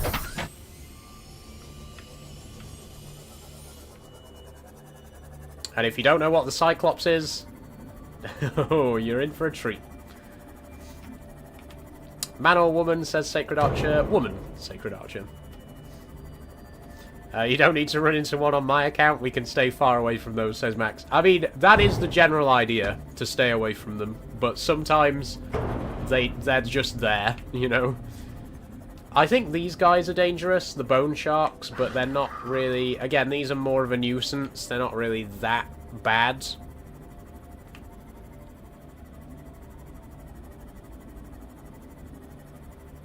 Okay. Oh, ampeels as well. These guys are dangerous because they can actually fry the sea moth's electrical systems. So we don't want to get too close to those. There's one...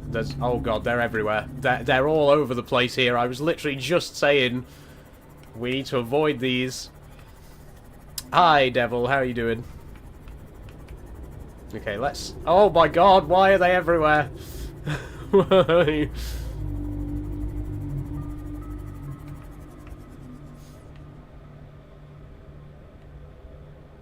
Okay, I'm just gonna have to nestle in close to the wreckage and hope that they can't get to me. Warning. Maximum depth reached. Oh god, we're below crush Damage depth. imminent. No, no, no. Ah! Go back up, go back up, go back up! Jesus Christ. Okay. I think we'll be safe here. We nearly lost the sea moth then. This is Subnautica, Devil. The 1996 Doctor Who movie has been released on 4K. I saw that, Draydog, yeah. I would love to get it at some point. Unfortunately, I don't have a 4K Blu-ray player. I've got a regular Blu-ray player, but not a 4K one. I mean, I could get it anyway. It just won't look as good. It won't be the full 4K experience, but... Oxygen efficiency. Yeah, definitely something that I'd like to get at some point. Blueprint acquired. I really want to get the collection, you know, the Blu-ray collection that they've been doing for like the last 8 years or so. But part of me wants to wait another 8 years until they've finished it, and then, you know, hopefully they'll do a big box set version. For those of you who don't know, the collection is like every year they release a season of classic Doctor Who remastered with extra DVD features and stuff like that. So far they've released about half of the classic seasons. But yeah, like I say, part of me wants to wait until they've done all 26 seasons, because I'm sure that once they've done that, they'll do like a massive box set that's got like every single episode of Classic Who in it, which would be amazing. So I'm saving my money until that fateful day. It might be 10 years in the future, but, you know, I'm holding out for that.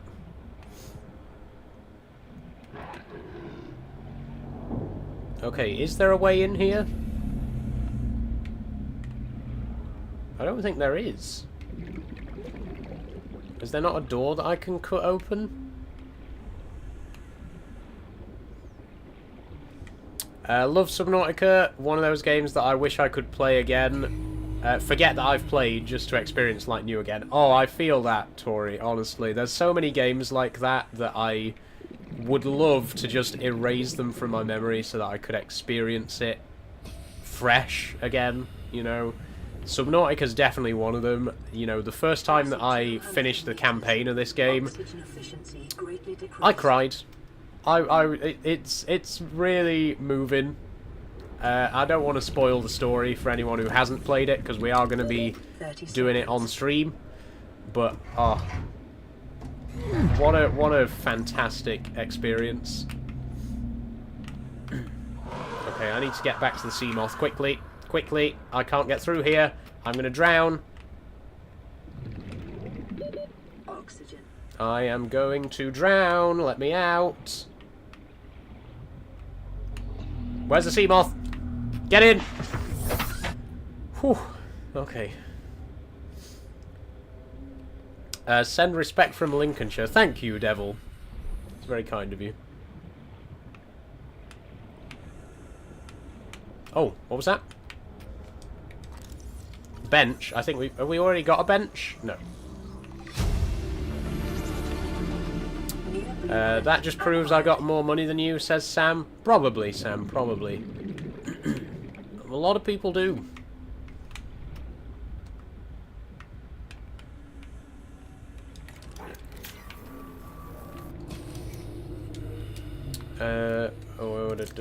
Cutter, please.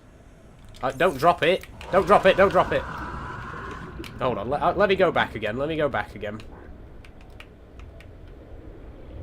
I always get very paranoid being away from the sea moth for too long. I don't want to drown. Okay, put that on the hotbar. Thank you. You go by it in my book, not he or her. That's fine, Sam. I don't really care, to be honest. I'm not really a big stickler for pronouns. You know, I prefer she and her, but quite frankly, if you call me it doesn't bother me.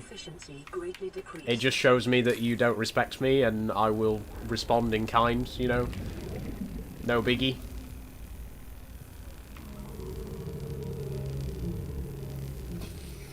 Quite frankly, if you're going to do it, I'd rather you do it straight away so I know where we stand with each other, you know?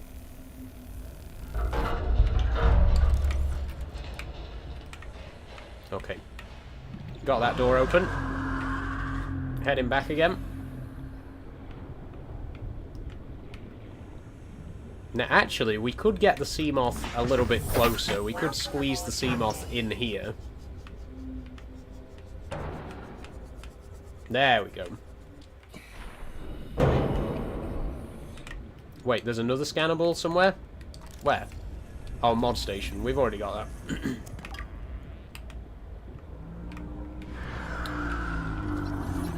that. Max says, actually haven't watched much of classic Doctor Who, didn't really get into it until Matt Smith was the Doctor, and then had to go back and watch from Chris Eccleston forwards. I recommend it, I recommend it. I think classic Who can be a bit difficult to get into if you started with New Who, because it's very different, you know, like, in many ways they're the same show, but in many ways they're completely different, you know. It's a very different experience.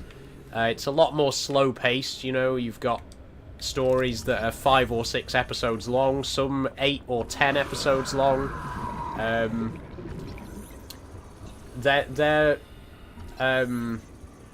It's just a very different style and a very different pace to the new show.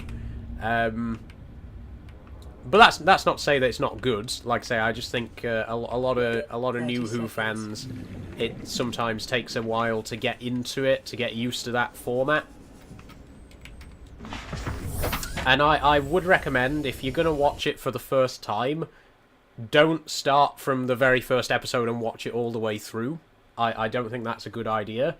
If you're watching it for the first time, watch one story from each Doctor, and then go back and watch the whole thing, you know? That's how I introduced my sister to it. My sister's a big New Who fan, and when I wanted to introduce her to Classic Who, that's what we did. We went and watched one story from each Doctor, and then started from the beginning and watched it all the way through. In terms of which stories, it depends who you ask. I could give you a list, but it'd be a very subjective, personal list, you know. There are definitely lists out there that you can find of, like, each Doctor's best story, which is a good place to start. But yeah, that's honestly is how I'd recommend doing it. Don't just try and watch the whole thing in one go. Try and watch one story from each Doctor.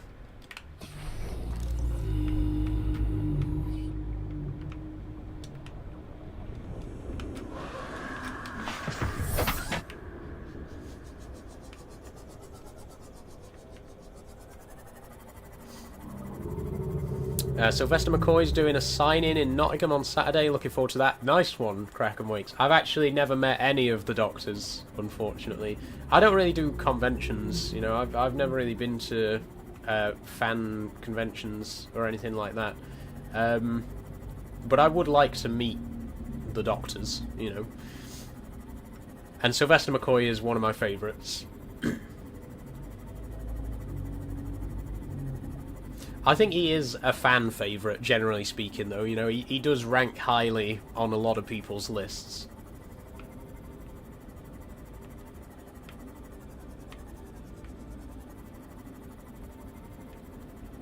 Okay, I'm actually going to head back to base because we got the modification station now, which means we can start making some upgrades for the Seamoth.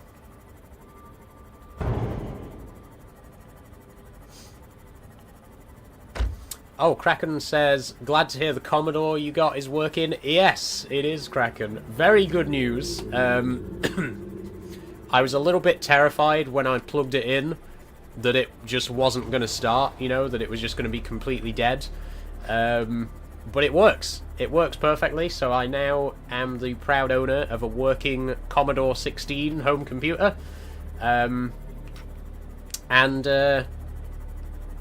I might be doing something with it in the future, which I won't mention just yet. But if you are a Patreon supporter, you already know about it. No, I think it's been long enough now that I can spill the beans a little bit. I am working on a new project, a new video series which will involve the Commodore 16. I announced it to my Patreon supporters last week, but I won't be officially announcing it like publicly until the first video comes out. So I'm not gonna spoil anything else about it.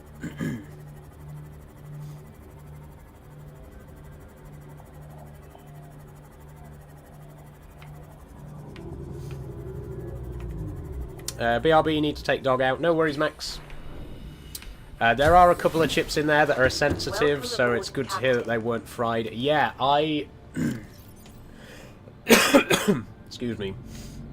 I was very, very careful when I was getting the cables for it, especially the power supply, because I read that if you get the wrong power supply, it will just completely brick it straight away, and that's it. You fucked it. It'll never work again. So I made sure to get the correct one. It has to be center negative. So like the polarity of the actual power jack, the inside is negative and the outside is positive. Whereas most power adapters are the other way around. So if I was to just buy a standard 9-volt power adapter, it would have just destroyed it immediately. So I dodged a bullet with that. I made sure to get the right one. And yeah, I'm just very glad that it works.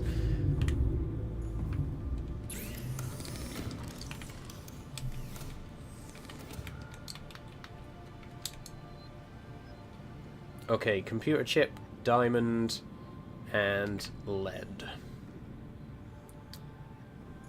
We'll put it in here.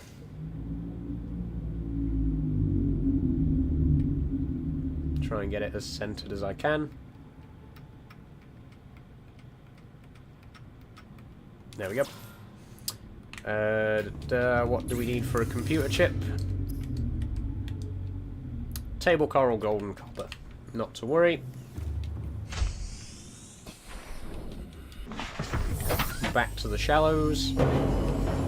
Just crash straight into the base there, never mind. Don't reverse the polarity of the neutron flow. Good one, Kraken. Oh, excuse me.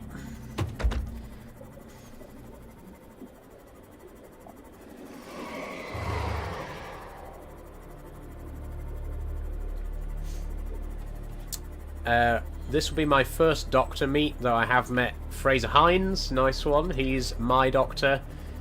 Cool, cool, cool. I think, well, David Tennant is my Doctor, the first Doctor that I watched. The very first episode of Doctor Who that I ever watched, actually, was The Impossible Planet 2-parter, the Ood 2-parter from Series 2. That was my very first experience of Doctor Who as a kid. I was hooked immediately, and obviously since then I've gone back and watched all of Classic Who as well as all of the new series. But yeah, David Tennant was the first Doctor that I ever saw on screen. So he definitely has a special place in my heart for that. I don't think he's the best Doctor. I know there's a lot of Tennant fans out there, and he does rank very highly on a lot of people's lists. He's not my favourite, but he's definitely up there.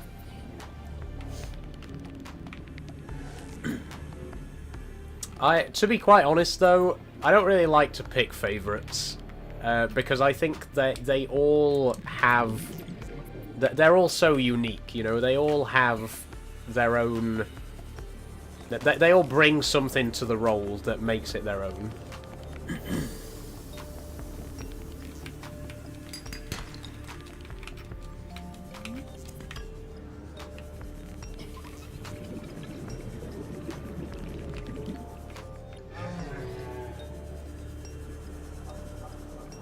Okay, I'm just looking for copper right now, by the way.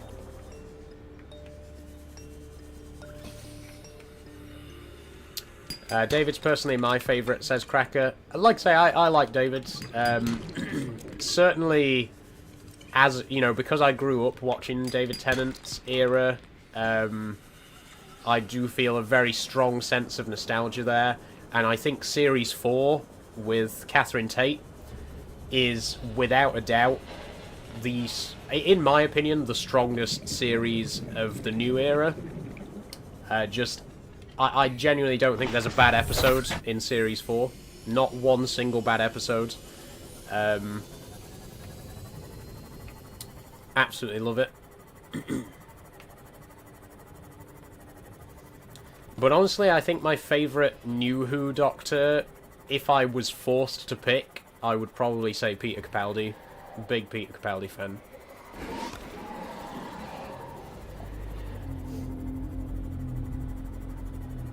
First episode I saw was the first part of Silence in the Library, says Max. Now there's a story. What an incredible first episode to watch, you know? Passing 100 meters. Oxygen efficiency decreased.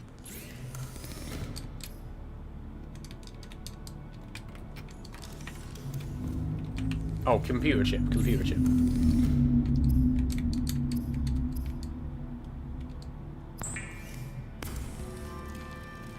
Made me so upset because the BBC played that episode and then Vampires of Venice.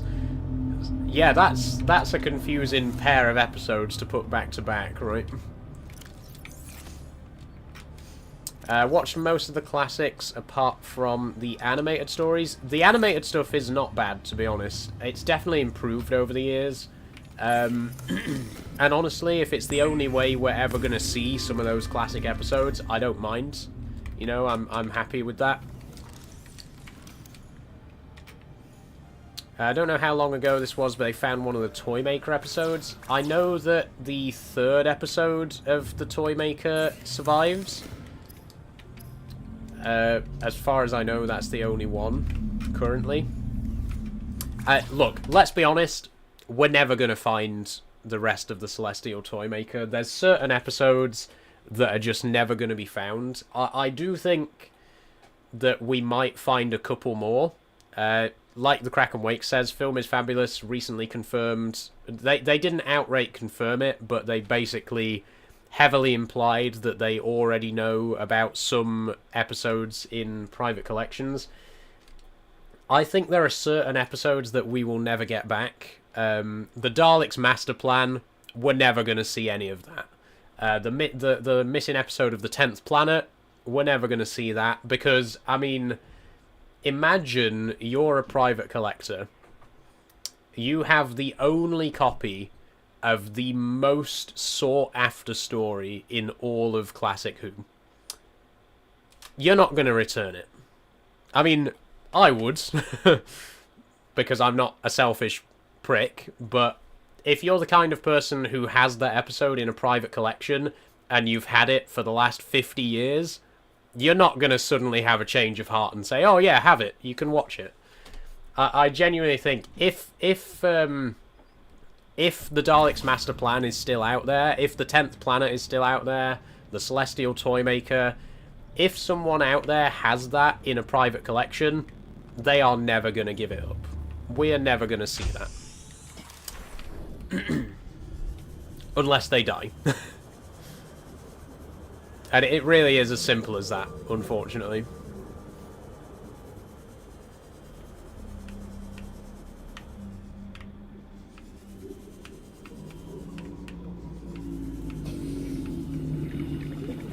Passing 200 meters. Oxygen efficiency greatly decreased. I need a diamond. Where could we find a diamond?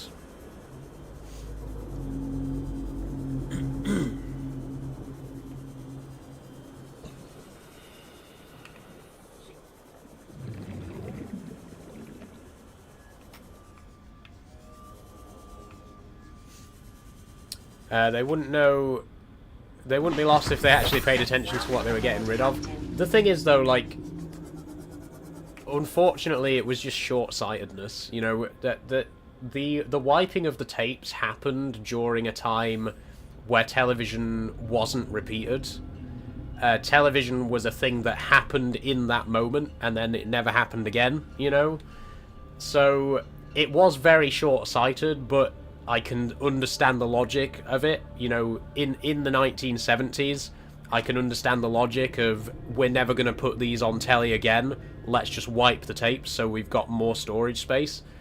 Again, it's very short-sighted knowing what we know now, and knowing how popular on-demand telly is now, but back then, TV just didn't get repeated, so it just didn't make sense to keep tapes for future use.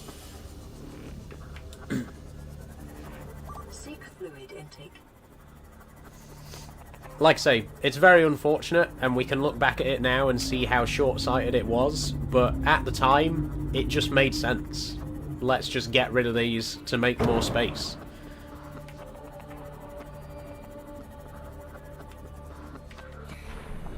Passing 100 meters. Oxygen efficiency decreased. Hoping for more Troughton, personally. Snowmen would be nice. Snowmen would be great. Any Patrick Troughton would be incredible, because so much of his era is still missing. His was the worst affected, you know. I mean, technically that's not true, because all of the first and second Doctor were completely wiped. It's just that most of the first Doctor stuff has been recovered over the years, whereas the second Doctor stuff, most of it's still missing. So yeah, it would be great to see more second Doctor stuff be returned. I don't know how likely that is, but the most recent lost episodes to be found were The Enemy of the World in 2013, which is a second Doctor story, and a really, really good one at that. What a fantastic story The Enemy of the World is. But yeah, I would love to see more second Doctor stuff rediscovered.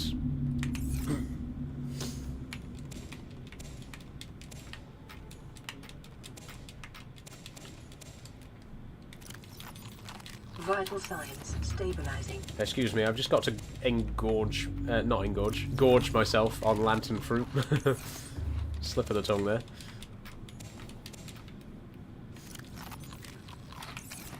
I'm thirsty, alright?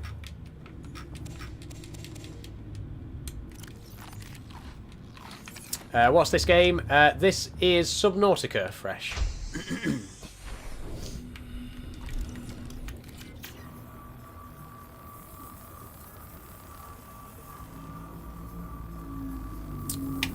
It took me a while to realise the Great Intelligence in 11th's era is also from the second Doctor era. He went from Yeti to Snowman. Yeah.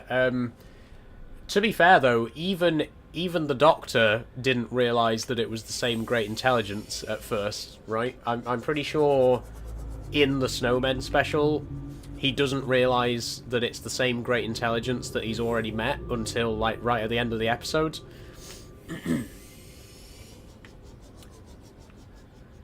But yes, the Great Intelligence was originally a second Doctor enemy. Where are we going? Oh, the modification station. We need diamonds. We need diamonds. Okay, sorry. I got distracted talking about Doctor Who. I forgot what we were supposed to be doing. We need to find a diamond so that we can craft the modification station.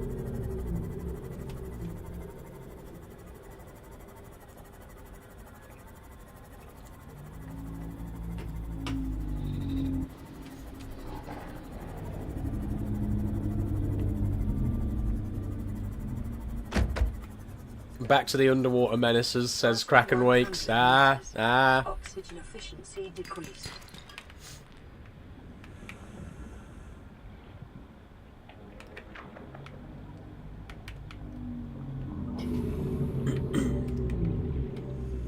I mean, we could sit here all day and make make Doctor Who references, really, couldn't we?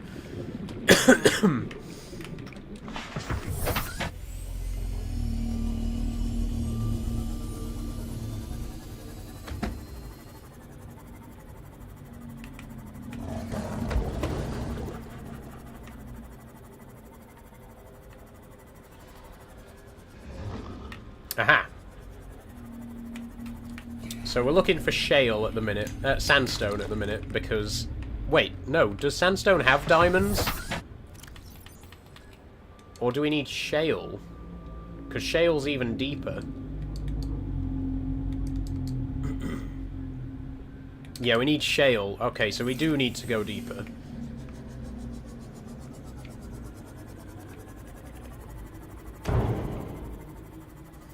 Hello, Emily. How are you doing again?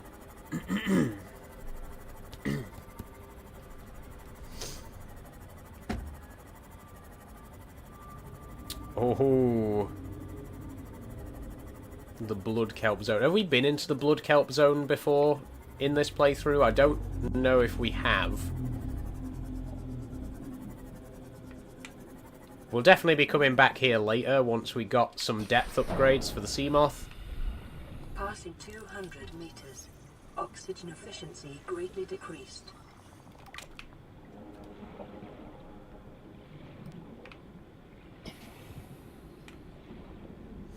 How long have you been playing for? We've been live for... What time is it? Nearly 2 hours. So we got an hour left to go. Okay, let's not pick up too much blood oil because it takes up quite a lot of inventory space. Deep shrooms. Love deep shrooms. That's not what we're here for, though. We're here for diamonds. That's quartz.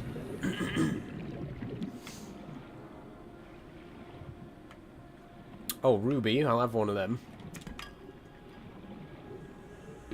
30 seconds. Yeah.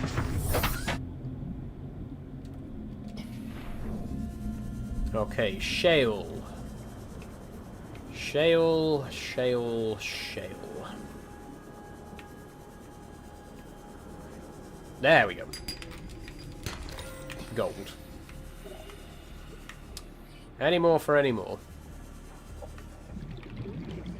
That's quartz.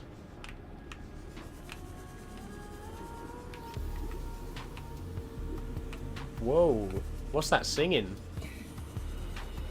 It's cool. Why is... It's just quartz.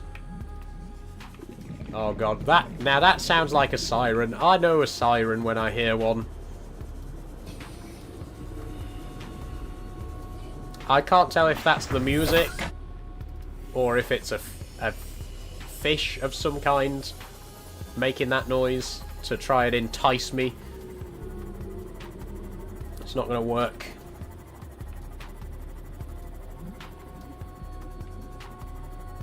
I think it is the music, actually.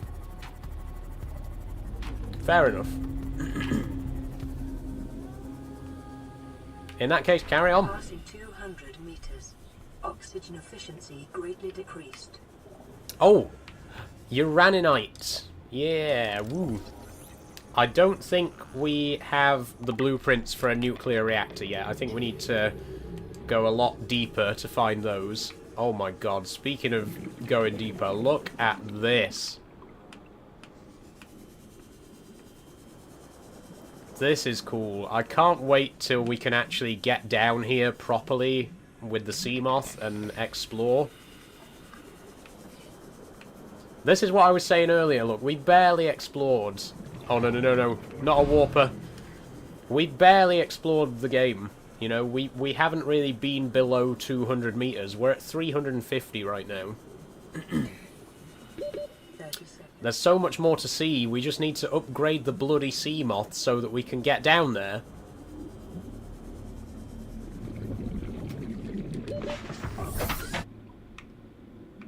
Warning. Yes, crush depth, I know. Hull damage imminent.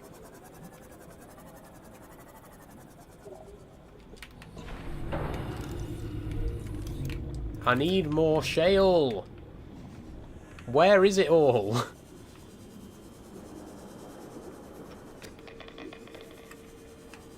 Oh, wait, wait, wait, wait. Yes! Please be a diamond. Lithium. Right. Fuck you.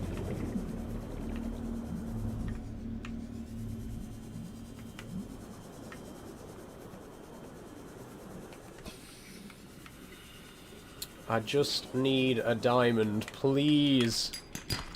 Lithium! You're testing me. Please. Please. Thank you. Yes, we got a diamond. Back to base. That's all we needed. We can make the modification station. We can make a depth module. We can go deeper. It's all coming together. Welcome aboard, Captain. The title of this stream is Going Deeper, and by God, we are going to finish this stream by going deeper. We are going to get a depth module for the sea moth, and we're going to explore further down than we have done so far.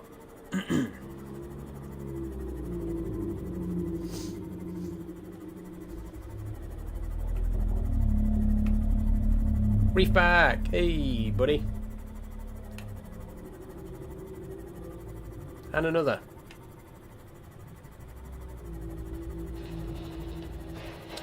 Oh. Baby. Baby reef back. Oh, I love the baby ones.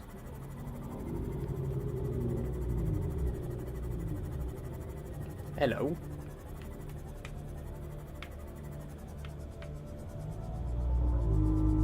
Oh, the baby ones don't even have actual reefs on their backs yet.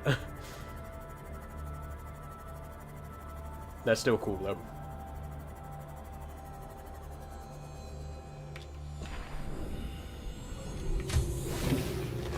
Welcome aboard, Captain. Okay. And finally, we finished the modification station. Oh, look at this. Are you joking? We can't make a Seamoth depth upgrade here. We can make a Cyclops depth upgrade. Why would I want that? We haven't even unlocked the Cyclops yet. At this point in time, canonically, we don't know what the Cyclops is. We don't even know what it is yet. I want a depth module for the Seamoth.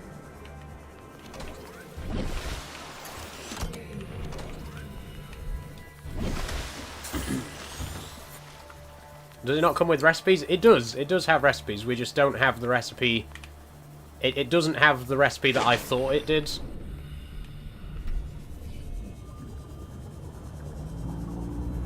In which case, I think we're going to need to craft the moon pool, right? Oxygen efficiency decreased. Which we need to find more fragments for. Have we even found any fragments for the moon pool yet? No. Not one. That's going to be our priority for the last hour of the stream. We can make a thermoblade, though.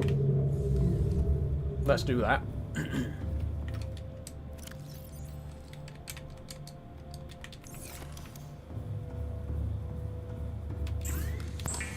This will instantly cook any fish that we attack, which is pretty cool.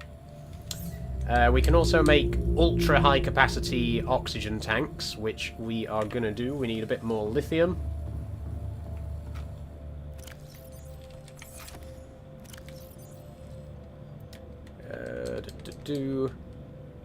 Still need one more. Aaron says, men, men, men. Where? Are they? They're right behind me, aren't they? Gulp.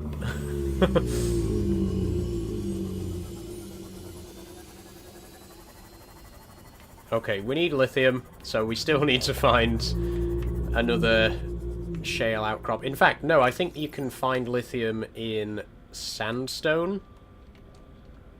No. Only shale.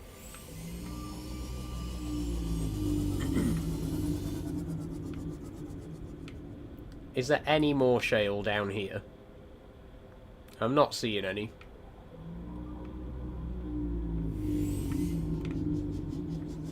Sorry about us, says Kraken.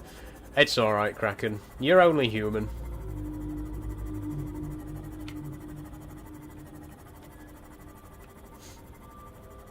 I'm kidding. I love men. I used to be men. Well, I used to be a man. Some of my family members are men, you know? My dad's a man. My brothers are men. I'd say about 50% of my family members are men, actually. So, you know, please don't assume that I'm a man hater.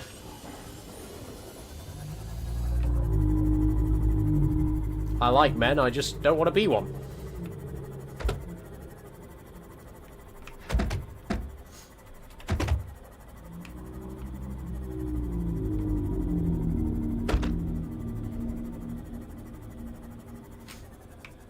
Draydog says, I want to do forest camping, but I'm confused if wild camping is legal or not, because it's illegal but not a criminal offence.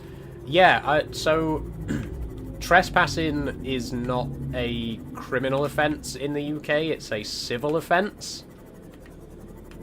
So you can be prosecuted, which means fines, but you can't be imprisoned for it.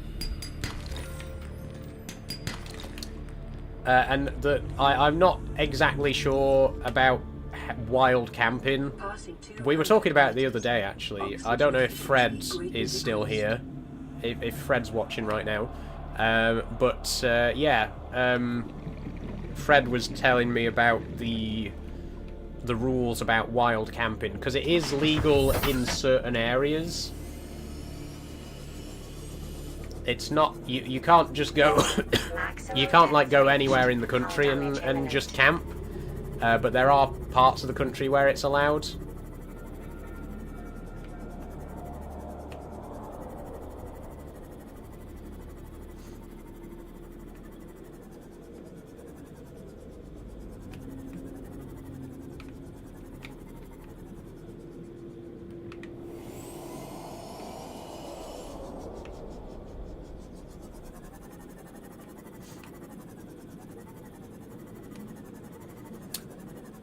Max says, I was writing a message to a friend, the thing that clocked me back into the stream was some of my family are men.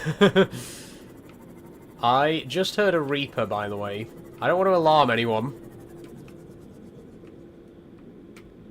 Okay. I don't want to cause any panic, but there is a Reaper right there. We're just going to slowly back away. We're also cruising at crush depth right now, just above, so let's try not to get the sub crushed by that thing or the depth of the water. If we go too high, we'll get attacked by a Reaper. If we go too low, we'll get crushed. Whoa, whoa, whoa, whoa, whoa, whoa, whoa, whoa, whoa. Okay, that's just a sand shark. That's nothing.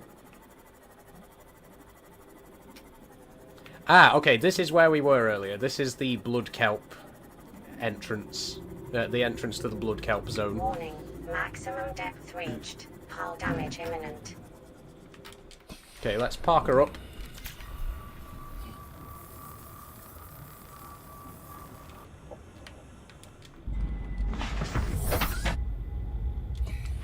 And let's see if we can find one more shale Oxygen outcrop. efficiency greatly decreased.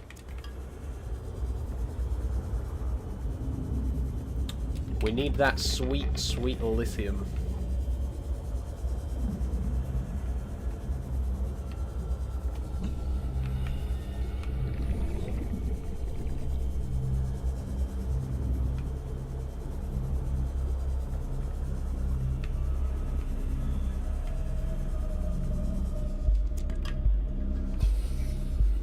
I mean, rubies are cool, but I don't need them right now. I need lithium.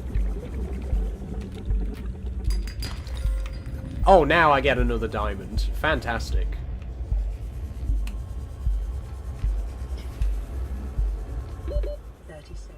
30 seconds of oxygen. Okay, am I going to make it back? I don't think I am, you know. I'm not. Oxygen. I'm not going to make it back. How unfortunate.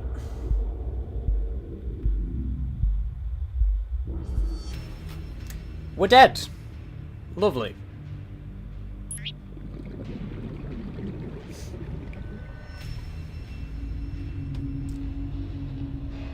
All I wanted was a piece of lithium.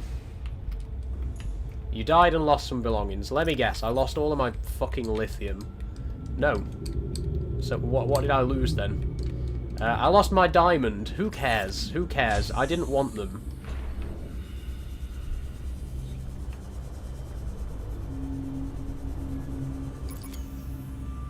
Oh, fuck you. Passing Now the 100 battery on meters. my sea Oxygen glide's dead. efficiency decreased. Take the battery out of the scanner.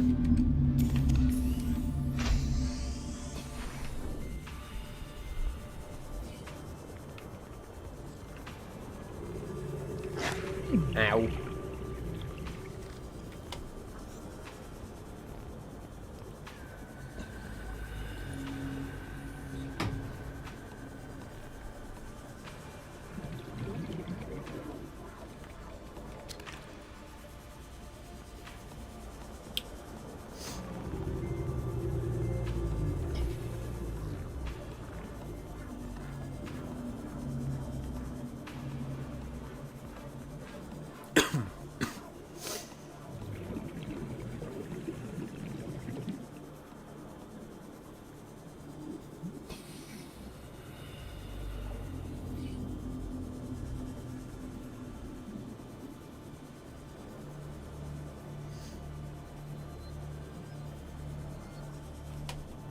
God, this is a trek.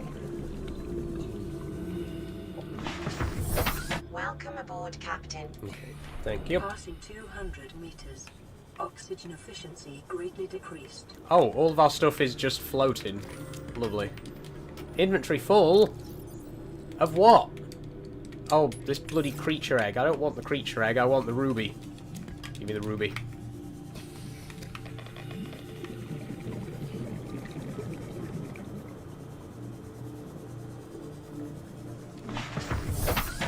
Okay, we only have 2 slots in our inventory, so This ecological one of the biome next 2 must things we pick up 79 has to be preconditions lithium. for stimulating terror in humans.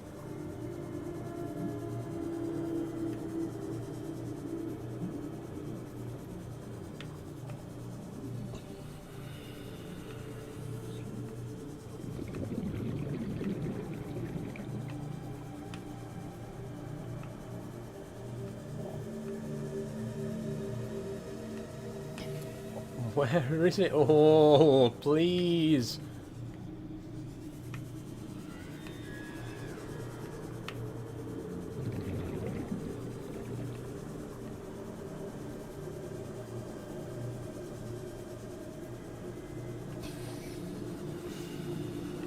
I'm legitimately not seeing any... Oh, I see one. I see one. I'm going to go back for oxygen first.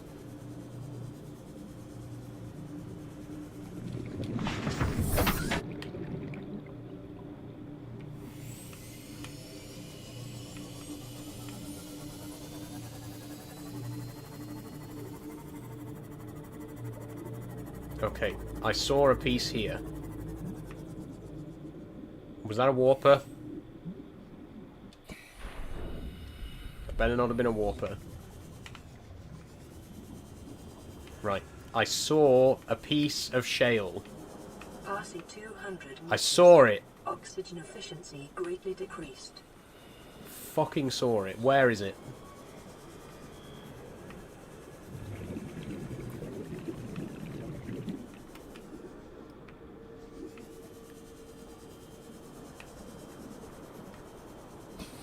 Are you kidding me? There! There it is. I knew it. If you are not lithium, I swear to God. Fuck you. Fuck you.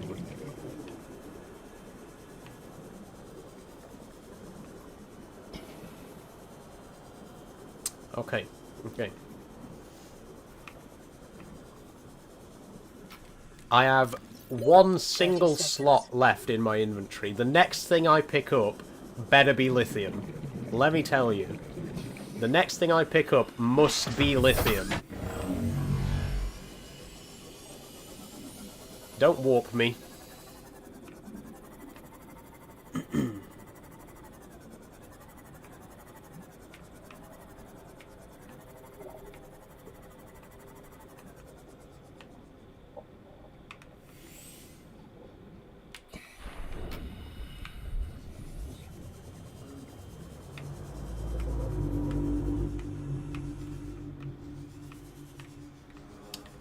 Oh, these are all sandstone.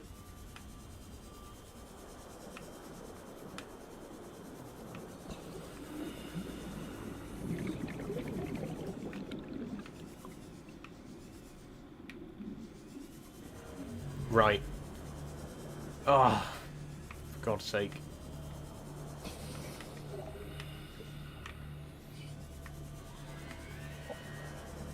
That warper's just waiting to get me. Look at it. It's lurking down there. It's waiting for its chance. You better be lithium. Thank you. Thank God. We got lithium. Let's go back to base. That's all we needed.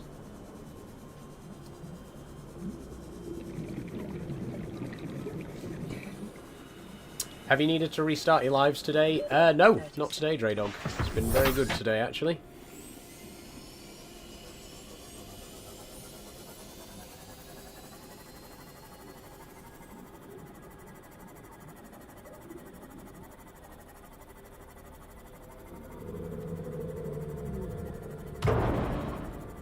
Okay, so now we can make the ultra-high capacity oxygen tank.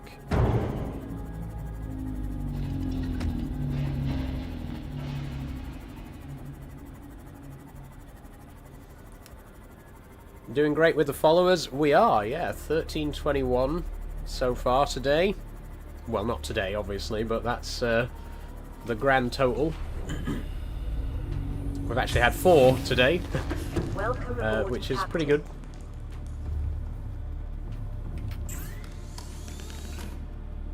Okay, and then we need our current O2 tank, which we have on our back.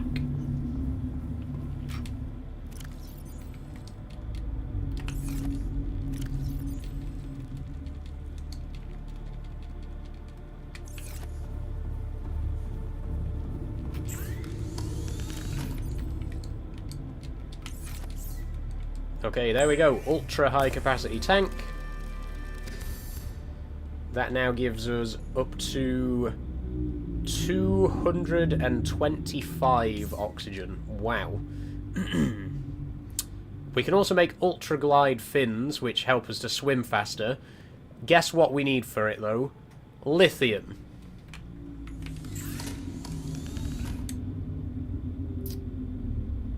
Oh, God. I mean, I'm gonna have to try and find it.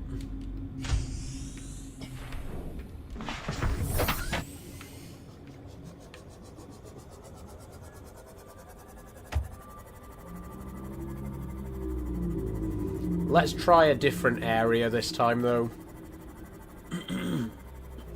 I think you can just find raw chunks of lithium in certain places rather than trying to find shale outcrops. I'm going to head towards the Aurora and see what we can find near the bow. I've been live once or twice for the first time, and TikTok gives you something called a flare to boost your lives. They do, yes.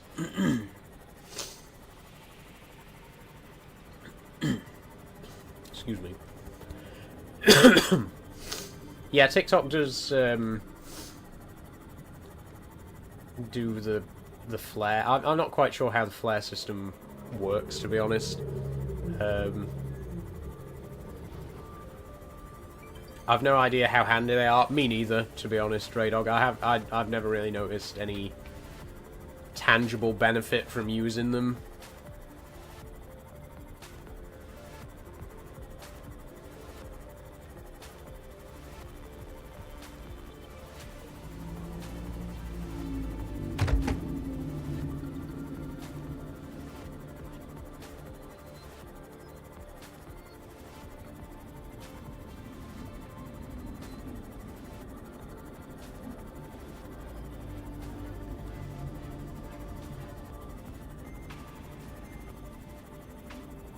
Okay, how close are we to the bow of the ship?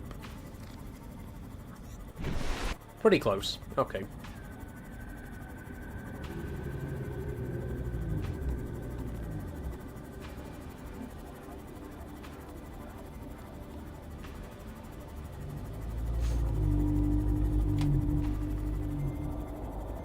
Right. Let's see if we have more luck over here, then. Reaper, Reaper, Reaper, Reaper, Reaper, Reaper. Okay, we're safe. Didn't spot us. Oh, there is shale here. Warning, maximum depth reached. Oh, whoa, wait, crush depth. Oh, nearly. That was a close call. Okay, we found another diamond. Lovely. I'm sure that you can find loose chunks of lithium in this area, though.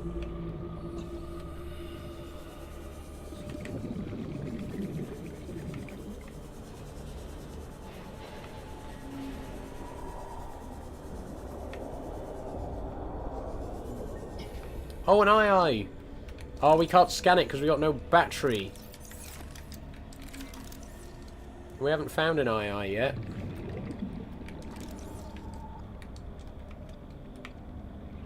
Shame. Well, we'll find him again.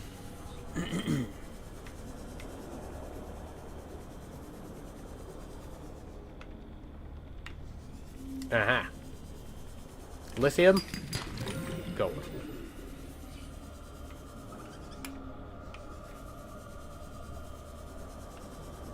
Lithium?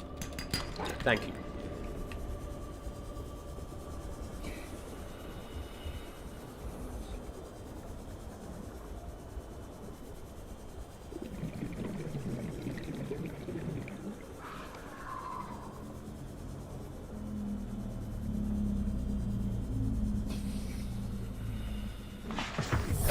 Welcome aboard, Captain. Oh, there's two more here. Well, can't hurt to get a bit more. Oh, there's another one there as well.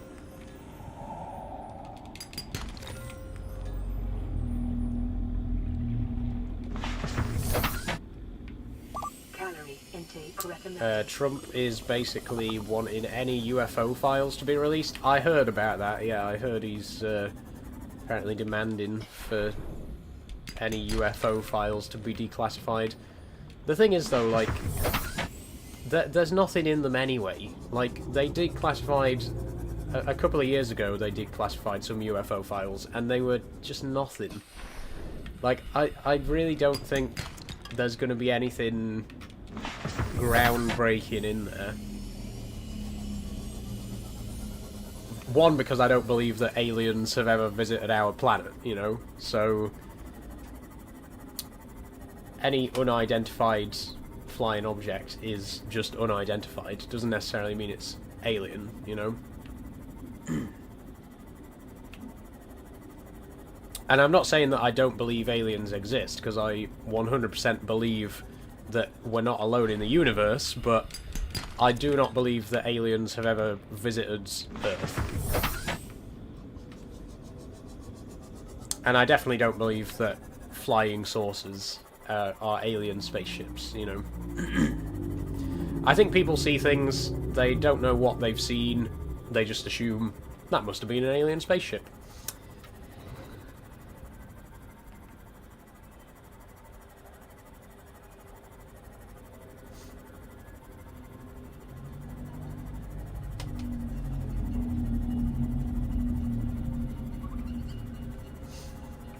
The UK has its own UFO stories with sightings in certain areas, especially near RAF bases, but America is a hotspot. See, that's the thing. That's the crucial detail, isn't it? You know, RAF bases. And it's the same in America, which is very, very big on UFO sightings, you know. It's always, oh wow, we saw this unidentified object flying near a US Air Force base. Wonder what it could have been. You know, I really feel like 90% of the time it's just some kind of secret weapon or aircraft that the public, that's classified from the public, you know? Who would want to visit this planet, says Mega Rocker 72. Honestly. They probably came here once in, like, the Middle Ages and saw where things were going and thought, nah, fuck this, we're not gonna stick around. Oxygen efficiency decreased.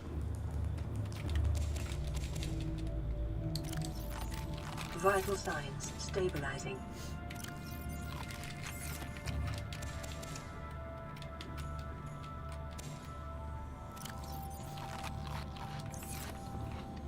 No intelligence found, moving on. Exactly. Before we start looking for intelligent life in space, do you not think we should try and find some on Earth?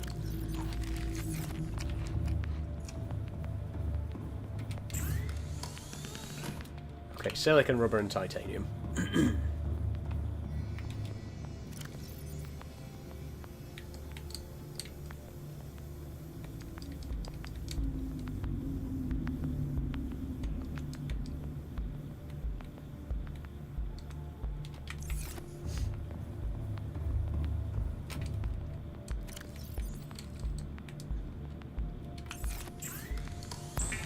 There we go. Ultra glide fins. Nice one.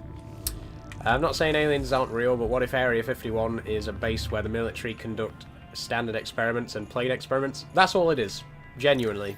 That's what Area 51 is. It's a military testing site. Whenever everyone's like, oh, the US government's hiding secrets from us in Area 51. Yes, they are, but the secrets that they're hiding are experimental weapons, not aliens.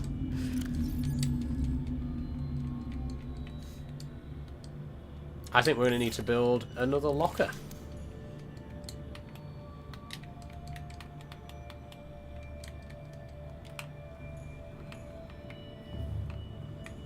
Oh, does that mean we're going to have to take out another wall here?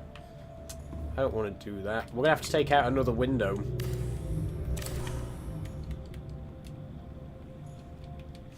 Stop spoiling aliens for me, says Kraken Wakes. I'm sorry, Kraken Wakes. I'm sorry. I just have very strong feelings about UFOs. Because, again, I am a firm believer that life exists out there in the universe. I think it's statistically impossible for us to be the only living things in the entire universe. But I don't believe aliens have ever visited us.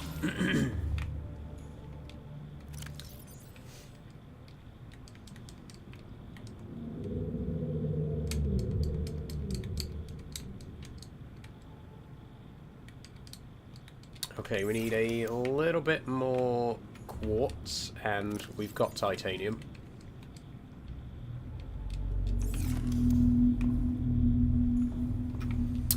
It's on my list of want-to-believes, Bigfoot, Sasquatch and aliens. Honestly, I kind of get where you're coming from, Kraken Wakes. It's one of those things, like...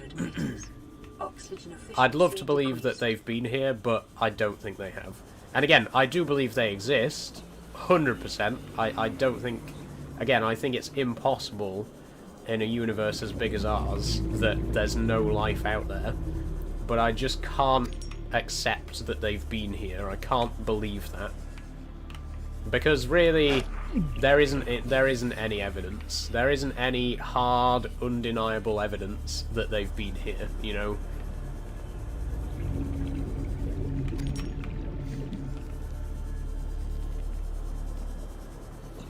And again, I think that most of what people see that they think is alien craft is just either experimental weapons or experimental flying devices or weather balloons.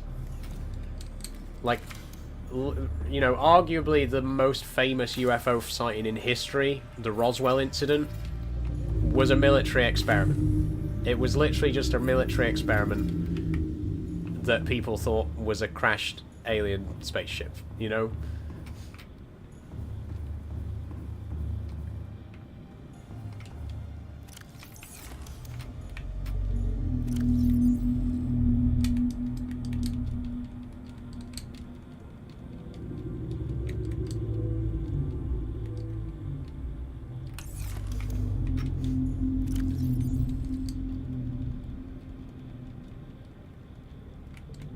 But the problem is, when you've got a top-secret military experiment that you don't want people to know about, you can't really tell them, right? So when people start saying, what's this thing? Is it an alien spaceship?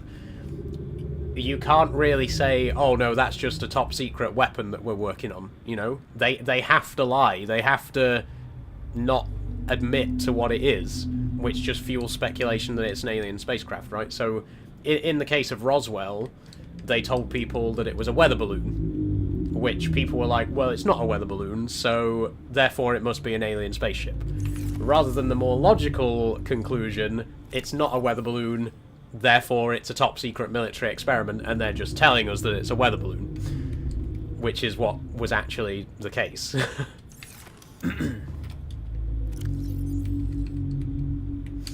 I'm back. How's the stream been? Very good, Charlie, very good. Oh god, we've still got half an hour left. Wow.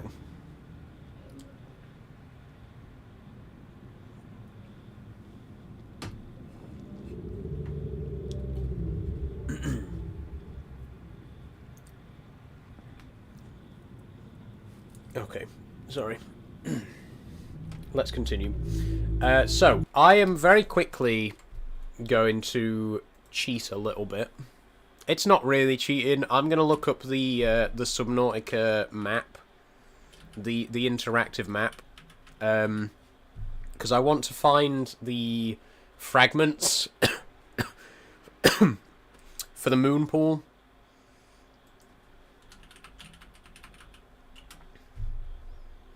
Just have a quick look.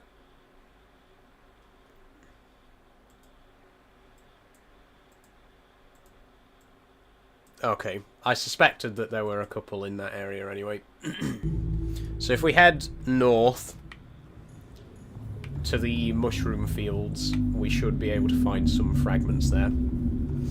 Time for tea, thanks for the stream. No worries, Kraken Wakes, no worries. Did you transition, says Mr. Ruminant. Socially, yes. Medically, no, not yet.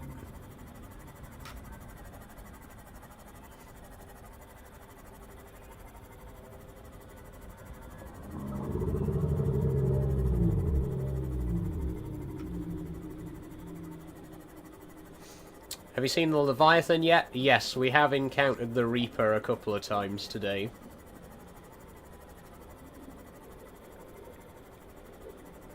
It hasn't attacked us today, thankfully. It did in the last stream.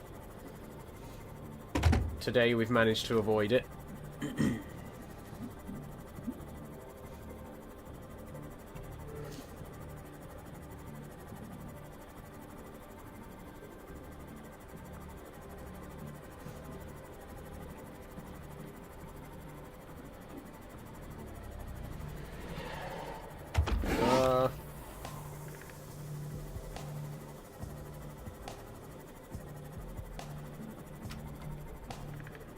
Okay, so basically we're just heading north until we hit the mushroom fields.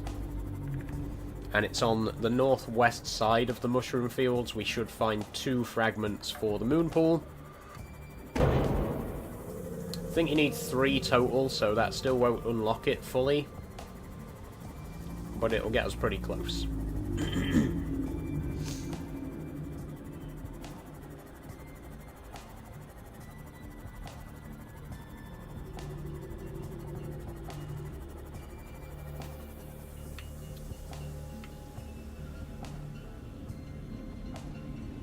Oh, floating islands? I think we've gone too far north.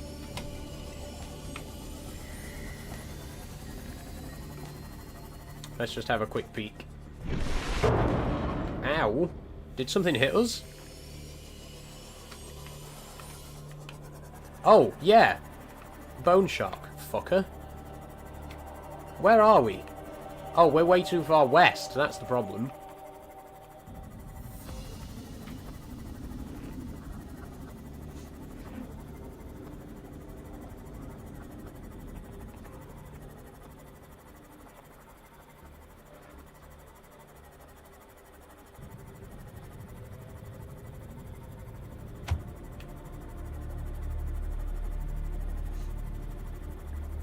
Okay.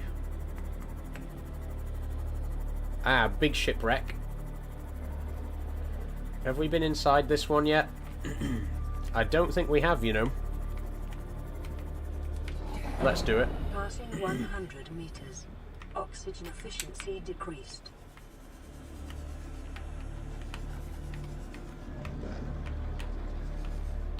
Wait, what? Ah, we haven't got this pot. Oh, battery. Chic plant pot. Lovely. Laser cutter. Oh no, not a laser cutter door. Oh, picture frame. Yes, we'll have one of those. New blueprint acquired. This. No. Please tell me there's a laser cutter door somewhere. I made the laser cutter tool. We've used it once. There we go. Where's the laser cutter tool? There we go.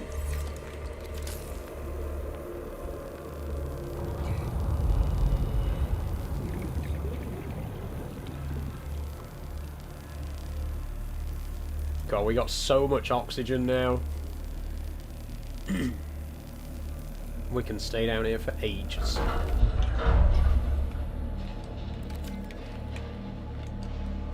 Scannables. Scannables, please. Laser cutter fragment. Battery charger. Yes. Please tell me this is the last one. Yes! New blueprint acquired. Oh, thank God for that. We can recharge our batteries at last.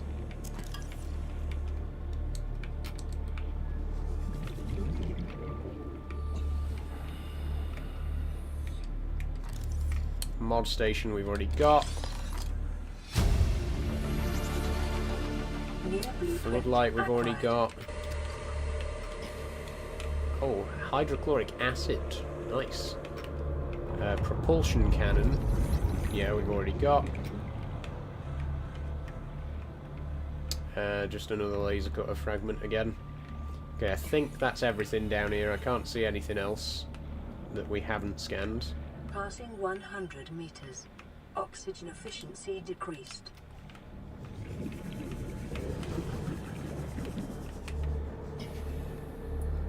Mobile vehicle bay we got.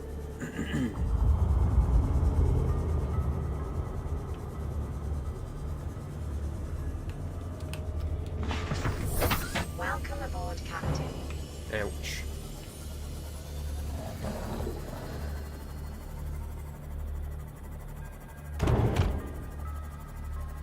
Mushroom fields?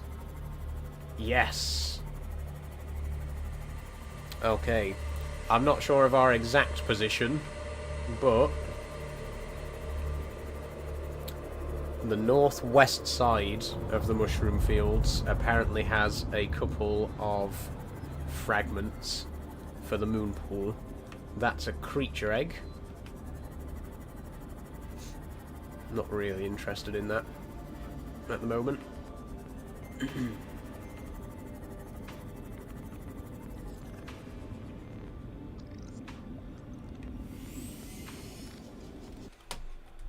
One second.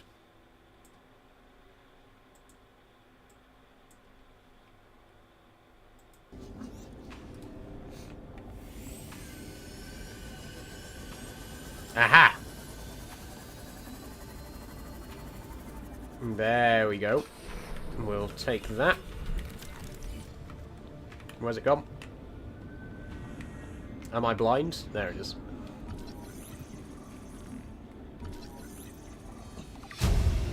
Oh! Was that it? New blueprint acquired.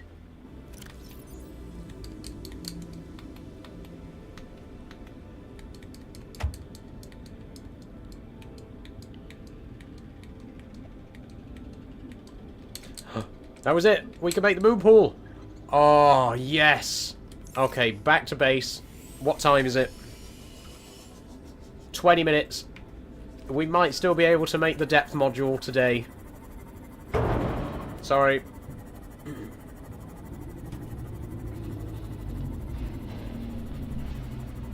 We could still do it.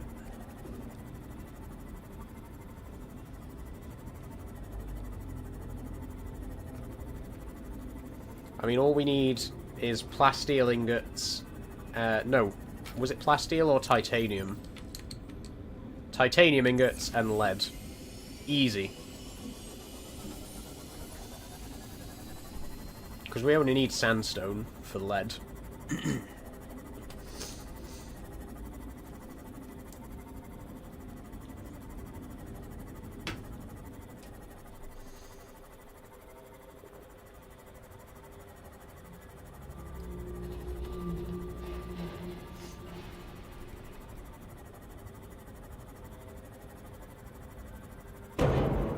This has been a pretty good stream, actually. I know my voice is still not quite back to normal. And I've been coughing a lot, but it's been a good stream. The game's been great. There's been some good conversation. We got a few new followers. I'm really hoping Trucking Tuesday next week will be quite big. But yeah, this has been a good one.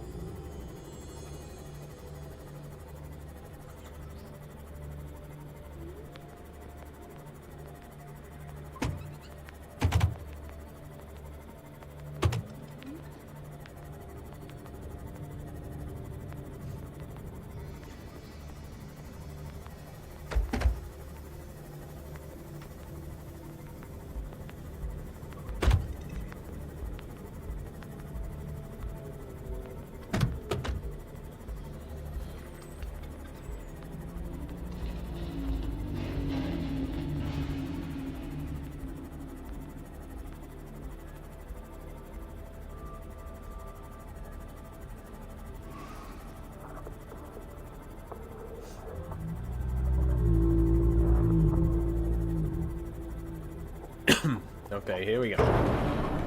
Just repair that real quick.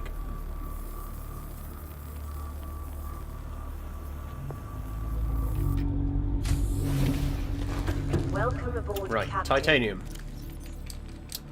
We got lead. We've got... oh god, we're going to need another 9 pieces of titanium.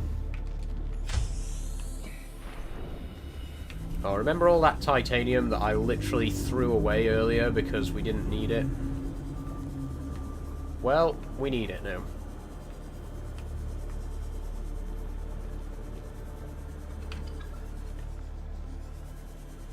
Passing 100 meters. Oxygen efficiency decreased. Wish I knew where I dropped it all.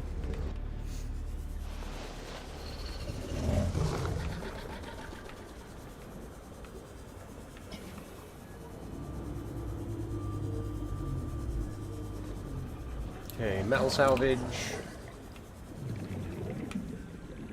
Any more metal salvage, please?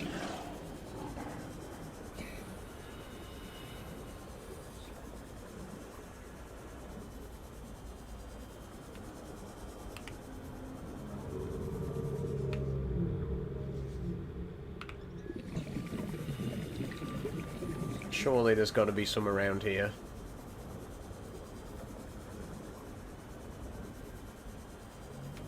That'll do it.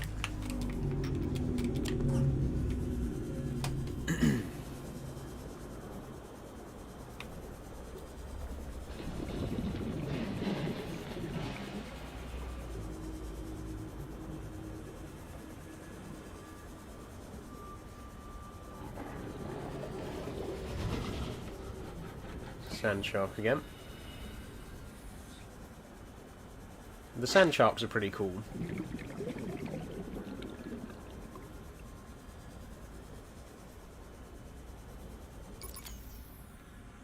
Out of battery again. Doesn't matter, cause we can make a battery charger now.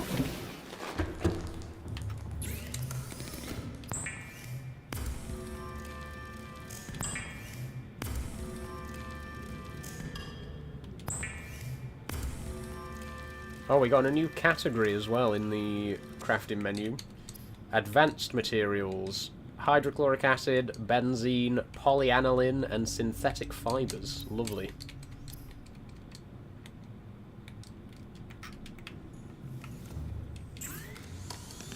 Oh! Yes! Oh my god, we got these now! Brilliant, brilliant. So we had to get the moon pool unlocked to add these recipes to the modification station. This is great. Look at this. We can make a sea moth depth module Mark II and Mark III, as well as a prawn suit depth module, but we don't have the prawn suit yet, so let's not worry about that. I think we still need the moon pool to get the Mark I depth module, and then we use these to make the depth module Mark II and 3, which is a bit weird, but okay, I guess.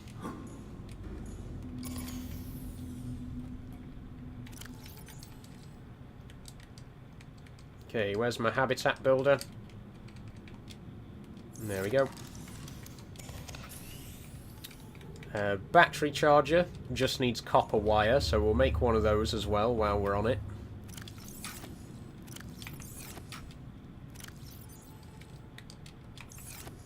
Need more copper, naturally.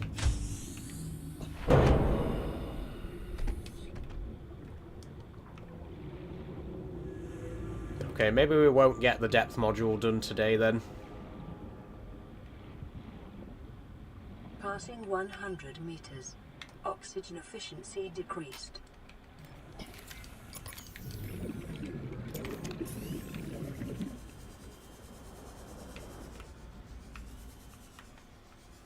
The battery charger's still pretty big though.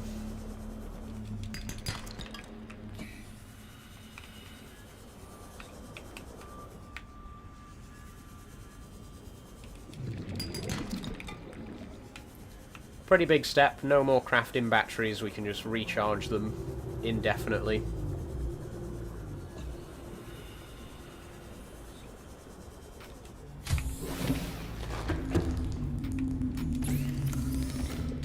Seek fluid intake.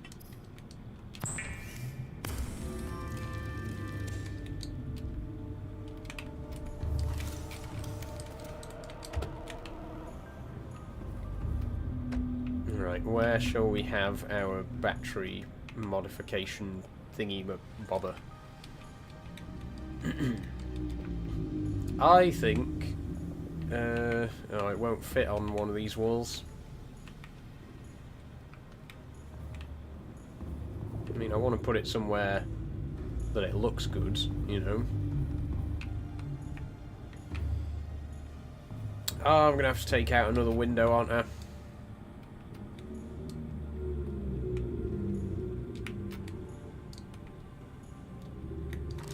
Why can't I take this window out? Finish deconstruction of attached there's no attached components.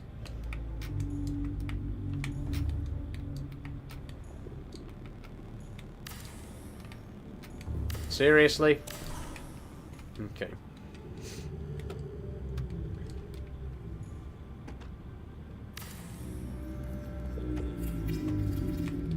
Whatever. Battery charger made. start charging those batteries.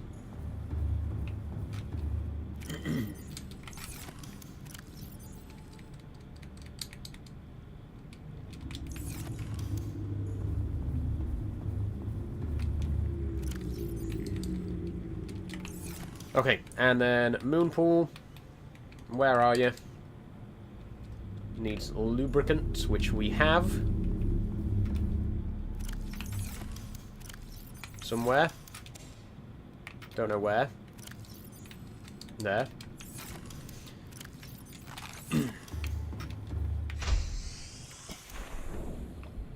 Now, where can we put the moon pool?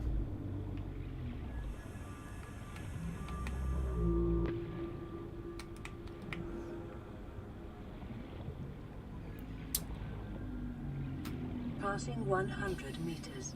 The thing is, I think we've slightly fucked it again, because there's nowhere deep enough for the moon pool now. It needs to be in quite deep water.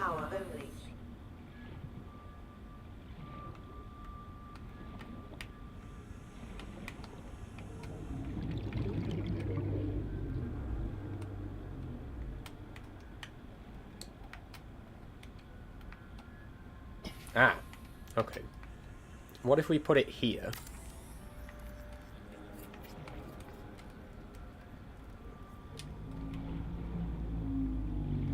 There's just enough water under it. It's very close, but there's enough water to get the sea moth into it.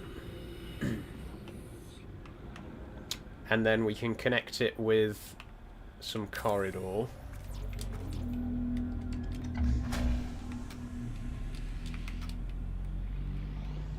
Okay, just need a little bit more titanium. Primary systems online. After weeks without human contact, it is normal to experience psychological discomfort.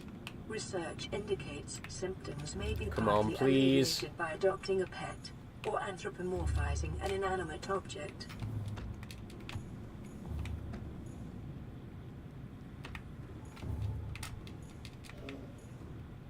It's because it's using all of our fucking power for the battery charger, isn't it?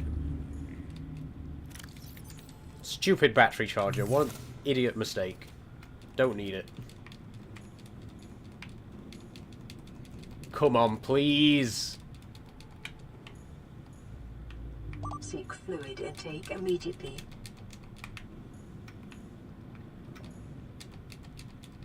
How much power do we need? Thank you.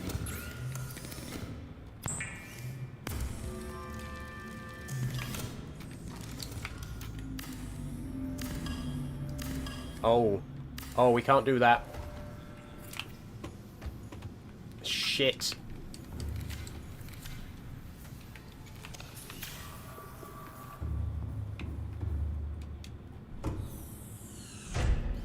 Let me close this bulkhead.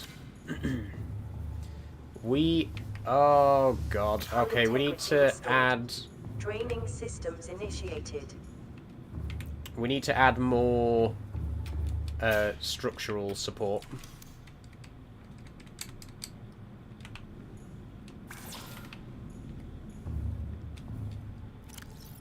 It's okay, we got lithium. A little bit.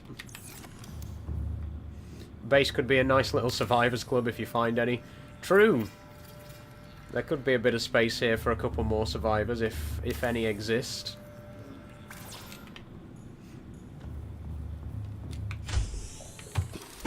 And surprise, surprise, we need more titanium again.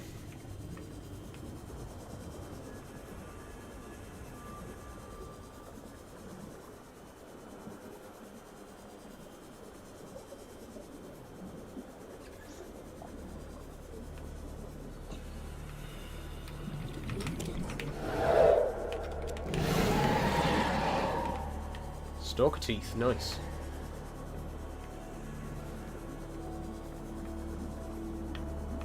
I need more metal salvage from you, please. Oh god, they've got teeth everywhere.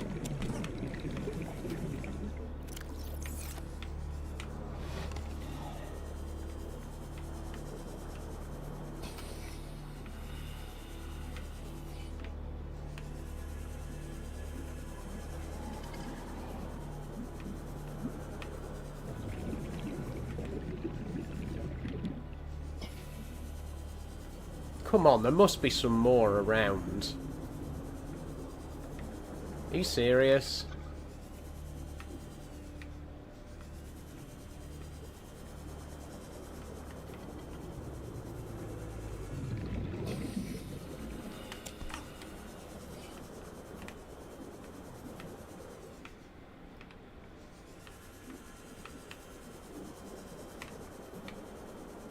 Right, that'll have to do for now.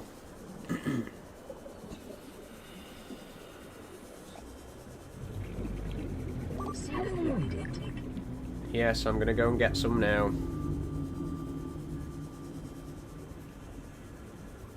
Passing 100 meters. Oxygen efficiency decreased.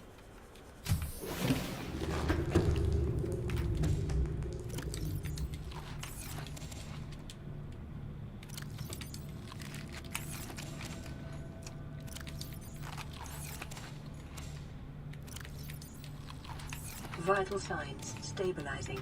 Seek fluid intake. I've been a Patreon member for a year now, had to renew yesterday. Wow, a whole year. Thank you so much, Charlie, for being here for that long. Is there water in here? Yeah, it's very much appreciated. Thank you so much, Charlie. I hope it's been worth it.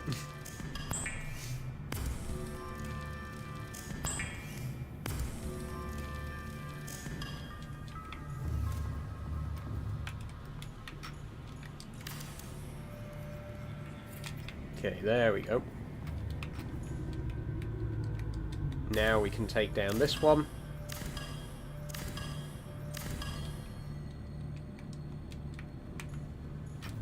You're welcome, and yes, of course, can't wait for another video come out on Europe. Yes, yes.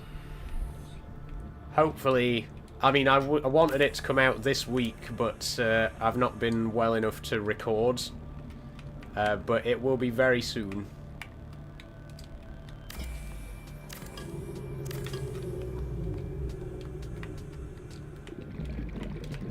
Why can't I do that? Oh, is it because of the modification station? It must be.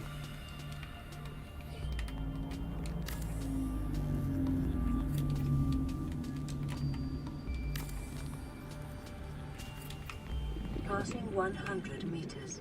Oxygen efficiency decreased.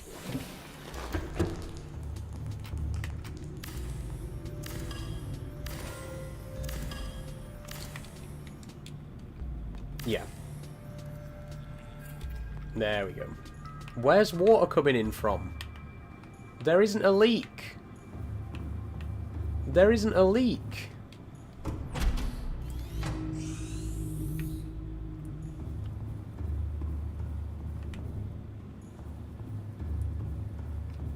What the hell?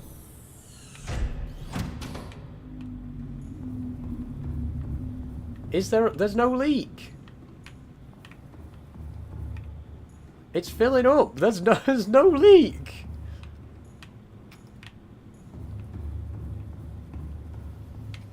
There's a leak in the moon pool, obviously. Hull integrity restored. Draining systems initiated. Doesn't matter though. We got the moon pool now. Yay.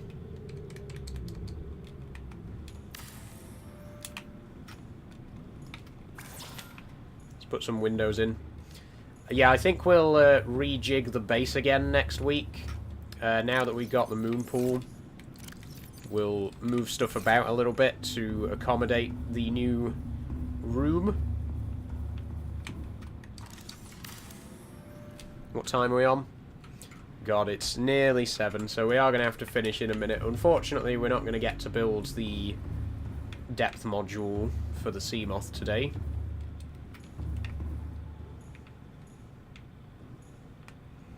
But that's not the end of the world, is it?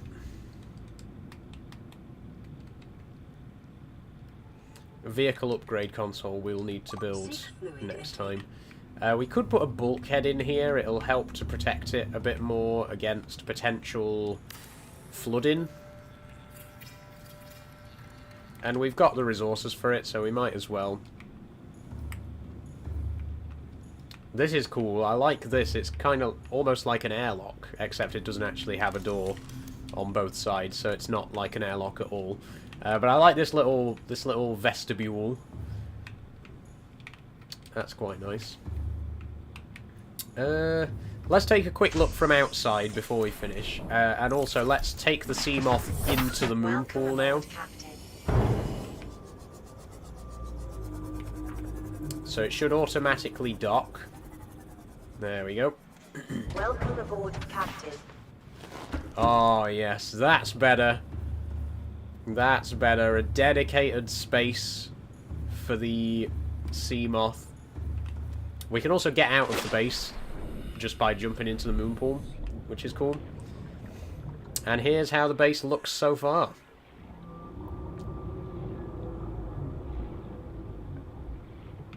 I like it. I like it. I think we can ditch the whole symmetry of it now, because before I was trying to keep it symmetrical, but now we got the moon pool over there. Let's just abandon the symmetry. I think we might want to add a couple more multi-purpose rooms, because we're going to need space for a bioreactor, maybe space for an alien containment. There is another type of room that we can build, which is absolutely huge. It's this multi-purpose room. I honestly don't know if we got space for it, because it's absolutely massive. Maybe when we build our next base, because obviously this is only a temporary base until we get deeper underwater. We'll probably save that for the next base that we build. How do I get rid of it? There we go. But yeah, I think we'll get rid of this thing with the corridors here, because it's a bit pointless having 3 corridors that all just join into the same place, you know? So we'll see what we can do. We'll see if we can rejig it a bit next week. But we do have the moon pool now. That's really great. We can finally dock the Seamoth properly. Oxygen efficiency decreased. Hey, Emily. I like it. I'm happy with it. We didn't quite achieve what I was hoping to achieve today, but I do still think this is a very nice place to end. We've got our new moon pool. We've also got access to the modification station. We got the battery charger. We got quite a bit done today, actually. So yeah, I'm happy with it. Let's leave it there. Right, so just save twice just to be safe.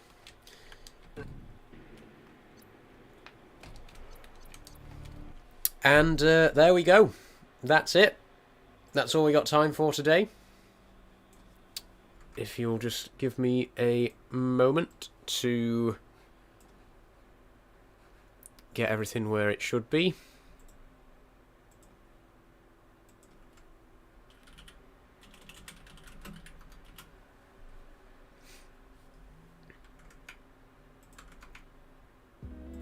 Okay, there we go. So, thank you everyone. Thank you very much for joining today. Good stream. Good stream. I mean, I know I'm not quite back to my usual self yet. My voice is still not quite fully back to normal, so it's been a little bit raspy today, and I've had a couple of coughing fits, but generally speaking, it went quite well. Hopefully by Tuesday, I will be fully back to normal, tip-top condition. Speaking of which, Tuesday is going to be Euro Truck. Looking forward to doing some more Euro Truck. It is going to be an open convoy again, so if you're interested in joining, you'll need to make sure that you've got the correct mods, because we are using pro mods now. You'll also need to make sure you're using beta version 1.57, because they just released 1.58 yesterday, but I don't want... we can't use that because some of the mods aren't compatible yet. That'll all be in the description, in the Discord server, by the way. The new Pro Mods Europe was released yesterday. Thanks for the heads up, Mega Rocker. I still won't be updating to 1.58 just yet. Obviously, I want to make sure the whole suite is upgraded, including Great Step and Middle East. If those have been updated as well, then I'll look into it. but for now, I'm going to say we'll stick with 1.57. If it does change, I'll let you know on Discord before that happens. But that's going to be Tuesday. Then next week, we are also going to do a stream. Oh, let's not waste half an hour trying to join the convoy. No, I know what to do now. I know how to set up a convoy to allow mods now. So, it's just the Great Step that needs updating, says Mega Rocker. Okay, so if the Great Step gets updated tomorrow, we might move to version 1.58. If not, we'll stay on version 1.57. So make sure you have got your game on that version. Anyway, next Wednesday and Saturday I'm streaming as well. I can't tell you what I'm going to be playing on either of those streams. They're both a surprise. But Wednesday is going to be Horror Wednesday, and Saturday is going to be An Evening with Saul. So we'll have a nice cozy game lined up for that. No spoilers, but 3 really great streams are going to be happening next week. What would you do if you met a fan in public, says Emily? I don't know. I've don't think I'm popular enough in my local area that would happen. Anyway, yeah, that's the plan for next week. Tuesday, Wednesday, and Saturday. There may be a video or 2 next week. I'm really hoping that my voice is going to be better by tomorrow so that I can start recording again. I haven't been able to record any video stuff because of my sore throat and my voice. But I've got like 3 or 4 different videos right now that I have got planned and that I'm ready to start work on. I just need to record them. So hopefully I'll be able to do that this week, and there may even be a video or 2 coming very, very soon. In the meantime, if you would like to support me on any of my other platforms, there are links in my bio or about section for all of those. I'm always live on YouTube and elsewhere. You can find me on Discord, you can follow me on Instagram or Blue Sky, and of course, you can support me on Patreon. Shout out to the Patreon supporters. Thank you very, very much to Kate, Jess, Danny, Riley, P, Charlie, Amy, Marika, Aaron, Hannah, Liam, and Matt. Very, very much appreciated everyone over there. If you'd like to get your name on this board, it costs £1 a month. You get access to behind-the-scenes content as well as a shout-out on stream, and you'll be supporting me in what I do here on TikTok, YouTube, and elsewhere. And actually, my Patreon supporters got a very special, exclusive behind-the-scenes post the other day about a new project that I'm working on. So if you want to find out about that project before I officially announce it, become a Patreon. It only costs £1 a month. It's great value. It's really great value. You can pay as much as you want now. It gives you options. Thank you, Charlie. Yes, you can pay any amount, but the minimum to get on this board is £1. Which is a very low minimum, I think. Not to be, not to blow my own horn, but I think £1 is very reasonable. So again, if you would like to support me, there's a link in my bio. £1 or more will get you on this board. Thank you again to Kate, Jess, Danny, Riley, P, Charlie, Amy, Marika, Aaron, Hannah, Liam, and Matt. Thank you all so much. Thank you, Mega Rocker 72, for following just now as well. Very much appreciated. With that, that's all I got time for today. I am going to go and rest my voice again, and hopefully by Tuesday it will be back to normal for Euro Truck. So thank you very much, everyone. It's been wonderful. We got quite a lot done in Subnautica today. Very much looking forward to seeing what we get done in the next one. But until then, that's all from me. So enjoy the rest of your evening, everybody, and I'll see you on Tuesday. Good luck. Feel better, Saul. Thank you very much, Max. I'll see you all later. Bye-bye.